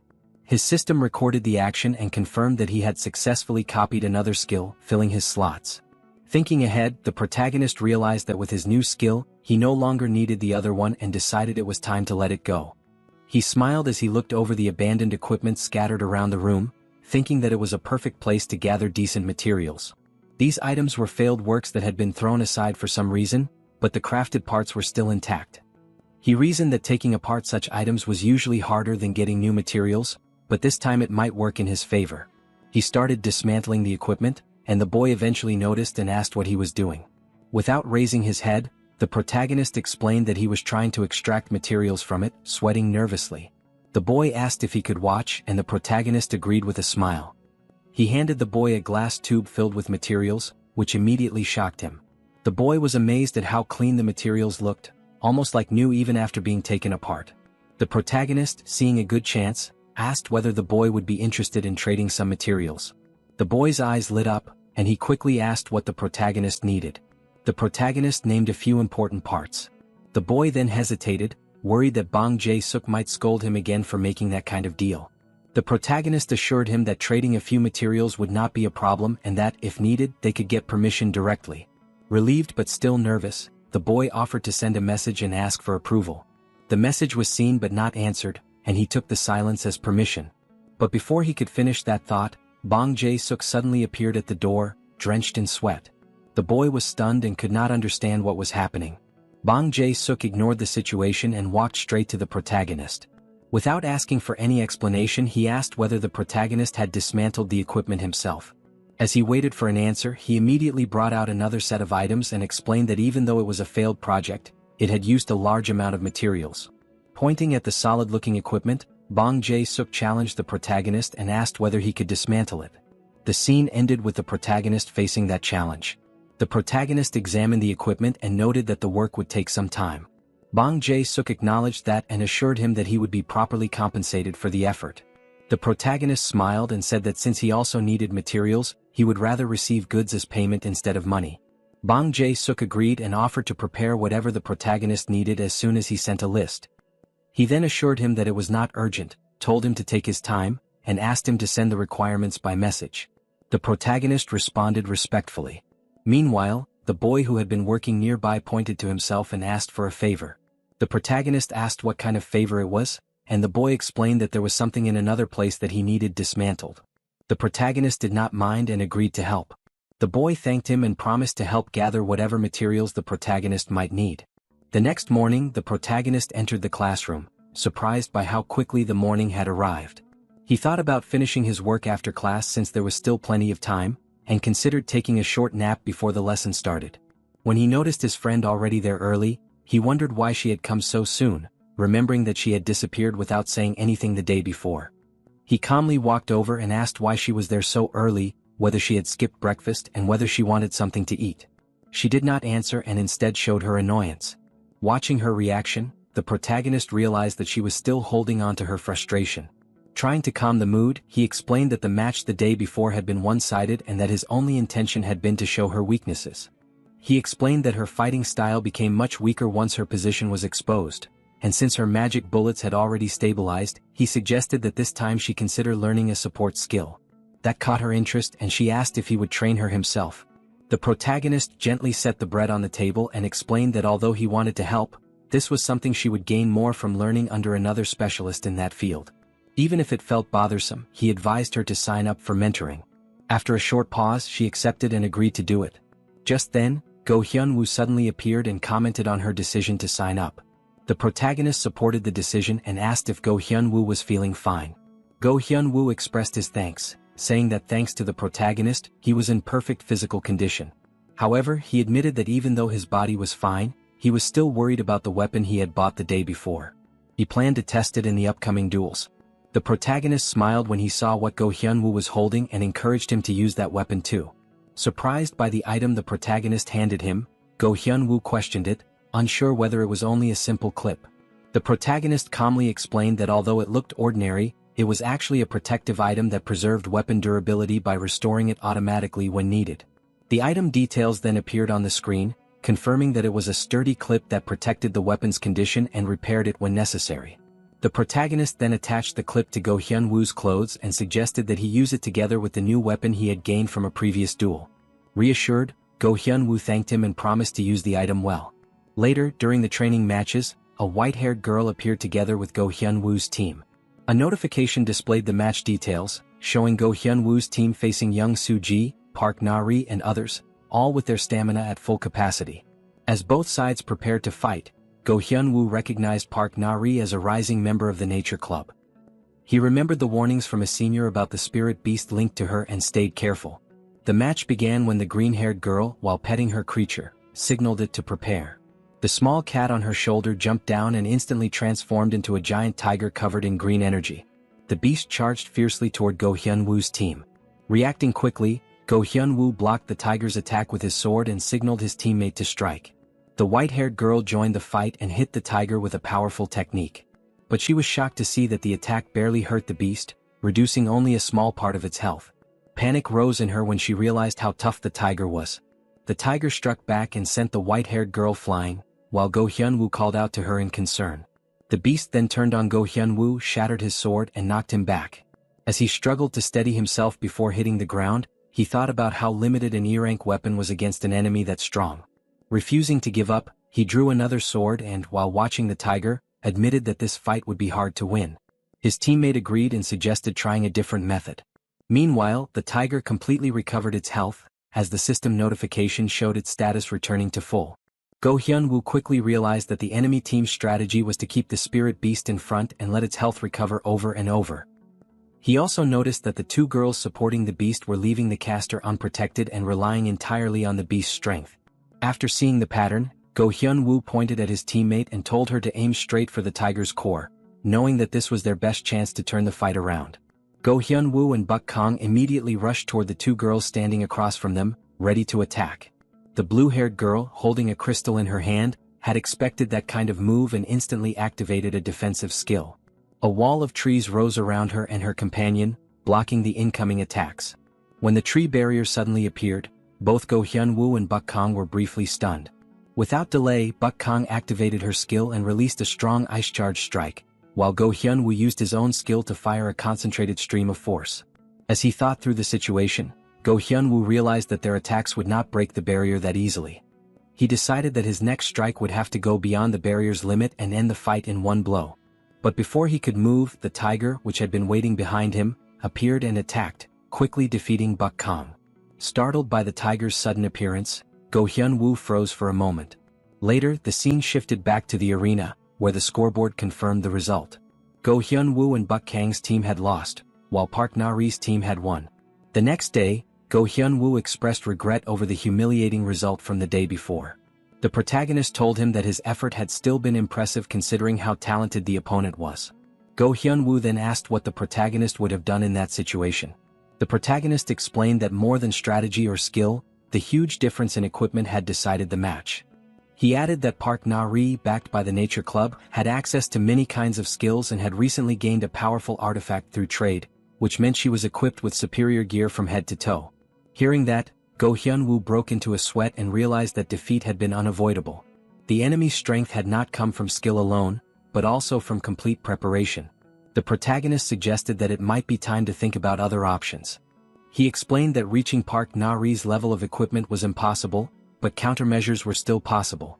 That gave Go Hyun-woo hope, and he asked if there really was a way.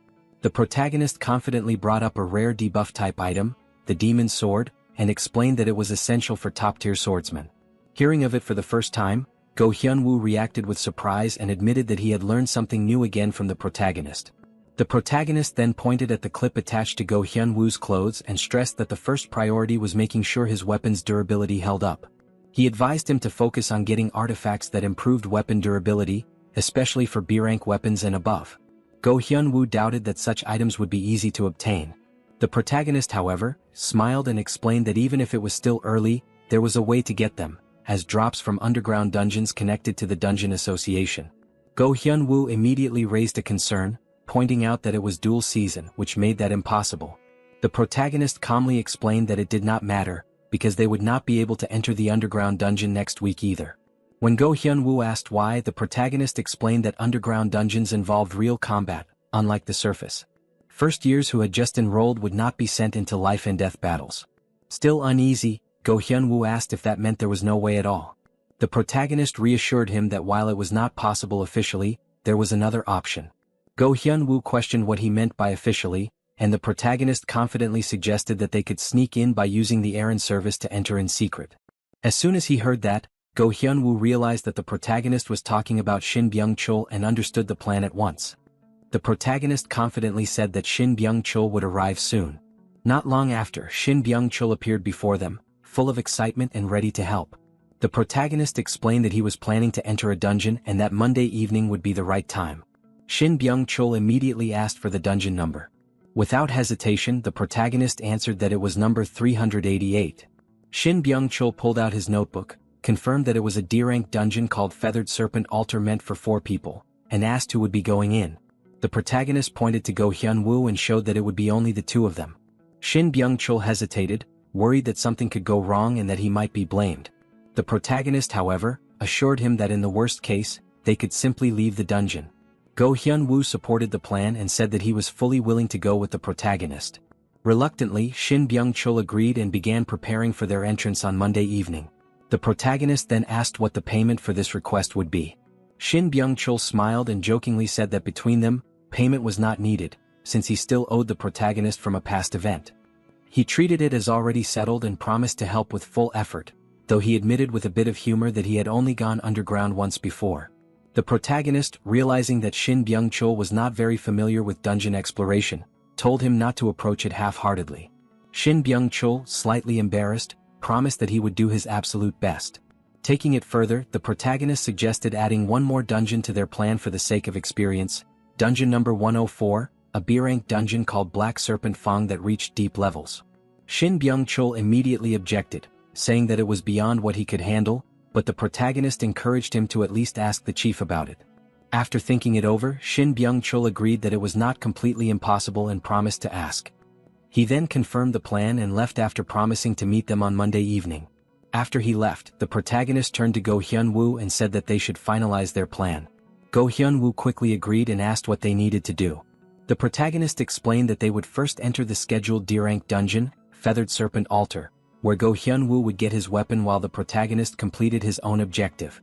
He added that the following days would be used for preparation, including negotiating with the Thieves' Club for access to the deeper dungeon and securing the needed items. He warned that even the smallest mistake in that kind of dungeon could be deadly. Go Hyun-woo assured him that he was ready. The protagonist stressed that Go Hyun-woo's role was important not only in skill but also in teamwork, and that he needed to know the dungeon as well as the protagonist did. When Go Hyun-woo saw the guidebook spread out in front of him, he was shocked and nearly speechless. The protagonist smiled and explained that they were detailed guides for both of them, telling Go Hyun-woo to memorize every word without skipping anything. The scene then shifted to workshop number 1, where the protagonist was working on something when Bong Seok arrived. He asked about the materials the protagonist had been collecting, specifically floating stone extract, mana engine and weather chip, and whether they had been obtained. The protagonist gratefully explained that thanks to Bong Seok's help, he had been able to get those rare materials without difficulty and expressed his thanks. Bong Seok then looked at the gathered materials and noticed that the protagonist was finishing up. He asked if he could take a closer look, and the protagonist gave permission, asking him to wait a moment until he finished. The protagonist completed the work with visible excitement and announced that it was done. Bong Seok, looking at the staff, asked with curiosity what the protagonist had been making. He noted that from its shape, it looked like the head of a staff or scepter and asked whether the main body had already been secured. The protagonist smiled and explained that he still had not found anything suitable and planned to take his time choosing the right piece. Inwardly, he wondered if he should look in the lower levels of the dungeon district. Bong Seok then remarked that now that the rainy season was over, the protagonist probably would not be coming to the workshop as often. The protagonist agreed and expressed his thanks, saying that he would still stop by from time to time. The scene then shifted to Class 1-3's classroom, where the teacher explained the theme of the week's strategy mission, Sweep. A map called Rocky Zone appeared on the board along with rules stating that the dungeon was a two-person instance with random matchmaking. The teacher further explained that anyone could get a high score by clearing all the monsters. There was no time limit, so the students needed to watch out for hidden enemies. He stressed that both the terrain and teammates would be random, and that the students would be tested in a new environment with unfamiliar partners. After closing his book, the teacher told the students to cooperate and take their time, then dismissed the class. Afterward, Go Hyun-woo turned to the protagonist and remarked that it looked like they would not be able to team up for this week's mission. The protagonist answered with a light smile, agreeing that everyone would be entering alone. At that moment, Seo Yaen, who had been asleep, woke up and suggested pausing the mana bullet lessons for the week. She noted that mentoring week was coming soon and that new skills could be learned then. She suggested spending the time strengthening the basics instead. Go Hyun-woo agreed and said that sounded good, while Seo Yaen simply nodded. With a joking look, the protagonist told them to try practice mode before entering the real mission. Inwardly, he thought that practice mode was pointless for him and only a waste of time.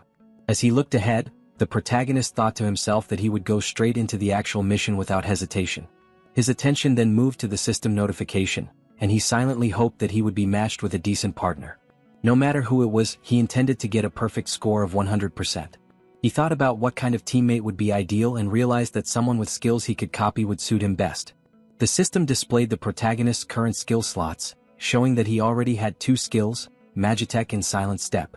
The protagonist realized that he would not be using Magitech anytime soon, so he considered replacing that slot with a more combat-focused skill. At that moment, he noticed that his partner had arrived right on time. Then, as he looked toward the portal, he grew confused and wondered what was going on. A red-haired girl stepped out of the portal, and when he recognized her, he was surprised but slightly amused, realizing that it was someone he had met before, Hong Hyun-woo. The red-haired girl was just as shocked, reacting strongly the moment she recognized the protagonist and feeling upset that she had run into him again. The protagonist wondered why she was reacting so strongly. At the same time, the red-haired girl recalled their earlier matches, from the placement exam to the PvP battles, where she had always beaten him badly. Because of that, she assumed it was only natural for him to feel intimidated.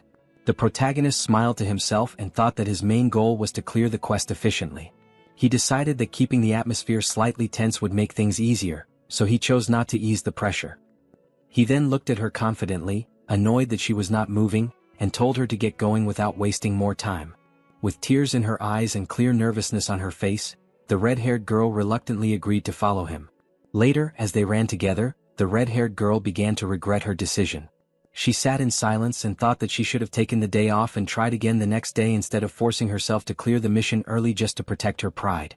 After running for a while, she looked at the protagonist ahead of her and cried out inwardly in frustration. She had never wanted to be paired with him and could not understand how she had ended up stuck with him. She also wondered where they were even going, since the area around them looked strangely empty, without realizing that the protagonist was quietly killing every monster without drawing attention. She only looked at the system notification and wondered why everything felt too easy. She found it strange that monsters should have been around every corner, yet the area stayed empty. When she spotted a fallen goblin nearby, she panicked, thinking there was still one monster left, and called to the protagonist for help. The protagonist, however, ignored her, which only made her more frustrated. She clenched her teeth in irritation and wondered why he would not even answer when she called for help. It felt to her like she had been left alone to clean up everything. In her frustration, she activated her own skill, combustion, and attacked a monster, while still thinking to herself how impressive the protagonist's fighting was, even though it annoyed her. Deep down, she wished they would stay together, and she grew irritated that he would not cooperate. Even if she did not say it, the thought remained in her mind. Meanwhile, the protagonist ran ahead of her and impatiently scolded her in his thoughts, wondering whether she really believed she could clear the entire mission alone. He urged her not to fall behind and to keep up with his pace. The red-haired girl, Hong Yunhua, hesitated for a moment, then agreed to follow his lead, answering awkwardly as if uncertain but still willing to cooperate. As she watched the protagonist, suspicion started to grow. She thought that something had felt off during the whole mission. He had not hesitated even once or stopped for a moment. He kept charging ahead without a second thought, as if he had already completed this exact mission hundreds of times before. Without warning, the protagonist suddenly stopped and told her to wait. He pointed toward a tunnel in the distance and asked if it was a burrow.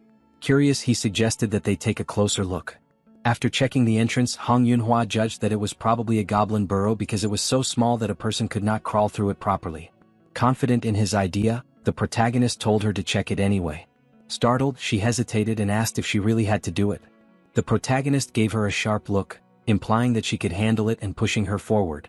Under pressure, she nervously agreed and decided to crawl into the hole despite her reluctance. Watching her go into the burrow, the protagonist grew confused. He had not expected her to actually crawl inside. He had only meant for her to cast a fire spell into it from outside. As she moved in, a yellow light suddenly burst out from the tunnel. The protagonist noticed it and wondered what the glow was. Before anyone could react, the tunnel exploded. Unshaken, the protagonist remarked that explosions like that were common in a dungeon like Ruby Tower. After the dust cleared, Hong Yunhua crawled out of the burrow and rubbed her face in frustration. She complained about what had happened and wondered why she was going through this, but then resigned herself to the fact that dungeon crawling often led to that kind of chaos. Getting back to her feet, she expressed relief that they had found the goblin burrow in time and managed to wipe out the goblins before they escaped. Just then, a system notification told them that only one monster remained. The protagonist noted it and said that they only had to defeat the final boss to clear the mission. But before they could respond, a dangerous monster suddenly appeared behind them. The protagonist quickly grabbed Hong Yunhua and warned her not to let her guard down in a dungeon. Feeling awkward, she apologized and blamed the explosion, thinking it might have drawn nearby monsters. The large boss monster now stood before them. The protagonist explained that it had to be the dungeon boss and reassured her that since they had to fight it anyway, this was a good chance. He told her to stay focused and promised that the fight would be manageable if they attacked together. As he looked at her, he thought that she still seemed shaken and partly blamed himself for it. He decided that he needed to help restore her confidence. With that in mind, he suddenly told her to face the boss alone. The girl was shocked by the sudden demand and could not understand how she was supposed to fight such a strong enemy by herself. The protagonist, however, confidently pushed her forward, insisting that she could do it and telling her not to back down. Encouraged by his words, she stepped forward and accepted the challenge, saying that she would try. Inside, the protagonist smiled to himself, wanting to see her true ability and silently urging her to prove herself. The girl then took her position to attack, gathering magical energy at the tip of her wand. Watching closely, the protagonist thought that this was her chance to show her real strength. She activated her skill, Overheat, and launched the attack. The monster was immediately angered by the sudden hit and charged at her. Seeing its reaction, Hong Yunhua panicked and thought about how fast it had countered. She wondered when it had moved that quickly. As the monster raised its weapon to strike, she desperately refused to lose. Driven by determination, she leaped into the air, activated her next skill, Flame Orb, and fired it straight at the monster. When the attack landed perfectly, she felt a surge of excitement and satisfaction, convinced that she had hit it cleanly. But to her shock, the monster barely reacted. It emerged from the explosion almost unharmed and prepared to attack again. Hong Yunhwa's attack had barely damaged the dungeon boss. As she saw the result, tension and frustration appeared clearly on her face. She quickly realized that the boss had taken almost no damage and suspected that the dungeon had been designed with a damage reduction trait. That thought only made her more irritated at whoever had built the dungeon that way. Before she could rethink her next move, the dungeon boss threw its axe at her with tremendous force. She barely dodged it, knowing that the overheat effect would not last much longer. Almost at once, the boss followed by throwing its second axe. The unexpected combo left her almost no room to move. As she lowered her stance by instinct, she realized that it was already too late to dodge properly. With her options running out, she got ready to raise a barrier to protect herself. But before she could do anything, the protagonist stepped in and used magic to knock both axes away from her. The sudden rescue left her briefly stunned, but relieved that she had survived.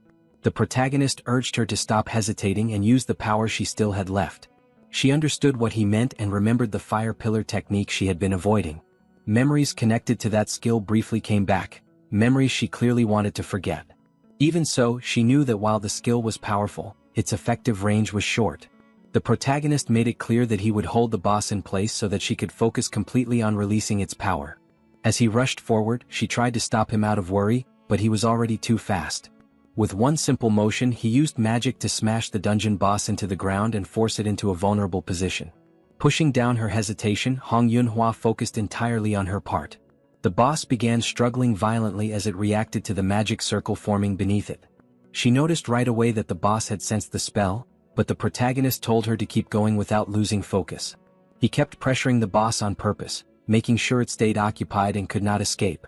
Using his magic, the protagonist repeatedly drove the dungeon boss into the ground and stopped it from breaking free. Once the magic circle was finished, Hong Yun moved closer and warned him to get out of the area at once. Even when the boss rose again in anger and tried to attack, the protagonist calmly avoided the blow and moved just outside its range. After confirming that the distance was enough, Hong Yun steadied herself.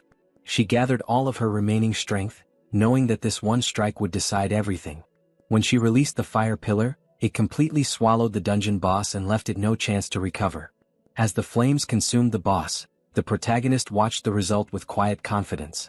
When the fire finally died down, the dungeon was fully cleared, and the system recorded a perfect clear with a full score and bonus rewards. Exhausted, Hong Yun admitted that the fight was finally over. The protagonist briefly reflected on how cleanly the battle had ended, even against the boss, though he knew that he had pushed himself harder than usual. After hesitating for a moment, Hong Yun approached him with a personal request. She asked him to make the replay of the battle private, clearly uneasy about letting others watch it publicly. To make up for the lost points, she offered a ruby and insisted that it was more than enough for that request. The protagonist was surprised by how valuable the ruby was and wondered to himself why she would go that far over a replay. From her side, his reaction made her worry that the offer might not be enough.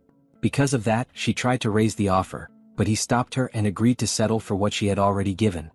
He acknowledged the effort she had shown in the battle and called her by name, which caught her by surprise. The fact that he had carried much of the fight from the start left her feeling conflicted and embarrassed. As she got ready to leave, she opened a portal and awkwardly returned the compliment before stepping out, quietly ending the encounter. Watching her go, the protagonist let out a small smile and thought that her embarrassment was unnecessary. Once she was gone, his face became serious as he began judging her performance.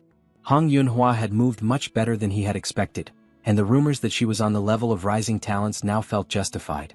What impressed him most was her close-range combat ability, which had gone beyond his first assumptions. Through the copied skill system, he confirmed that he had successfully obtained 2 abilities from her, Overheat, rank D, and Thief Step, rank B.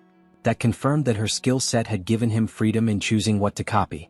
Although he was not completely sure what Overheat had taken from her, he could tell that it had given him access to a powerful flame-based technique called Inferno Fist. With a skill like that, he knew his physical abilities would rise greatly. His attention then moved to the ruby she had given him. He thought about what to do with it, knowing that he needed to go to the underground floor of the dungeon building that night. He decided that stopping by Ruby Tower later would be the most practical way to handle it. The scene then shifted to the ground floor of the dungeon building, where the protagonist was teleported inside. After a quick look around, he noticed that Go Hyunwoo and Shin Byung-chul had not arrived yet. Since he still had time, he chose to check his quest rewards while waiting. Opening his panel, he confirmed that the Week 4 strategy battle subquest had been fully completed. The objective had been cleared with a perfect completion rate, and the reward gave him an extra copy trait slot. Seeing that, he felt relieved because it finally let him copy a new trait. He hoped to find something useful before entering the underground dungeon. At that moment, someone appeared behind him and complained that he had gone ahead without saying anything. When the protagonist turned around, he saw two familiar faces. One of them urged the group to leave soon because it was already getting late, while Hyun-woo confidently said that he would not disappoint. Before they left, the brown-haired boy said that he had something to hand out. He gave both of them second-year tie pins and anonymous badges, telling them to put them on. After putting his own on, he explained that the items blurred their facial features and made their appearances look ordinary. With those on, even if they ran into senior students, they would not draw suspicion. The effect was immediate and obvious, and the protagonist was briefly surprised by how unclear the boy's face had become. Hyun-woo pointed out that simply passing by others would keep anyone from recognizing them. Inside, the brown-haired boy found the feeling strange but amusing. Satisfied, the protagonist signaled for them to continue downward together. As they went down the stairs, Hyun-woo commented on how long the path felt. The brown-haired boy reassured him that they were almost there. Hyun-woo then admitted that although he knew the dungeon building was big, he had not expected it to be this huge. That was especially true considering how long it took just to reach the D-rank floors. He started imagining how deep the lower levels must be. Before he could think further, the protagonist explained that teleportation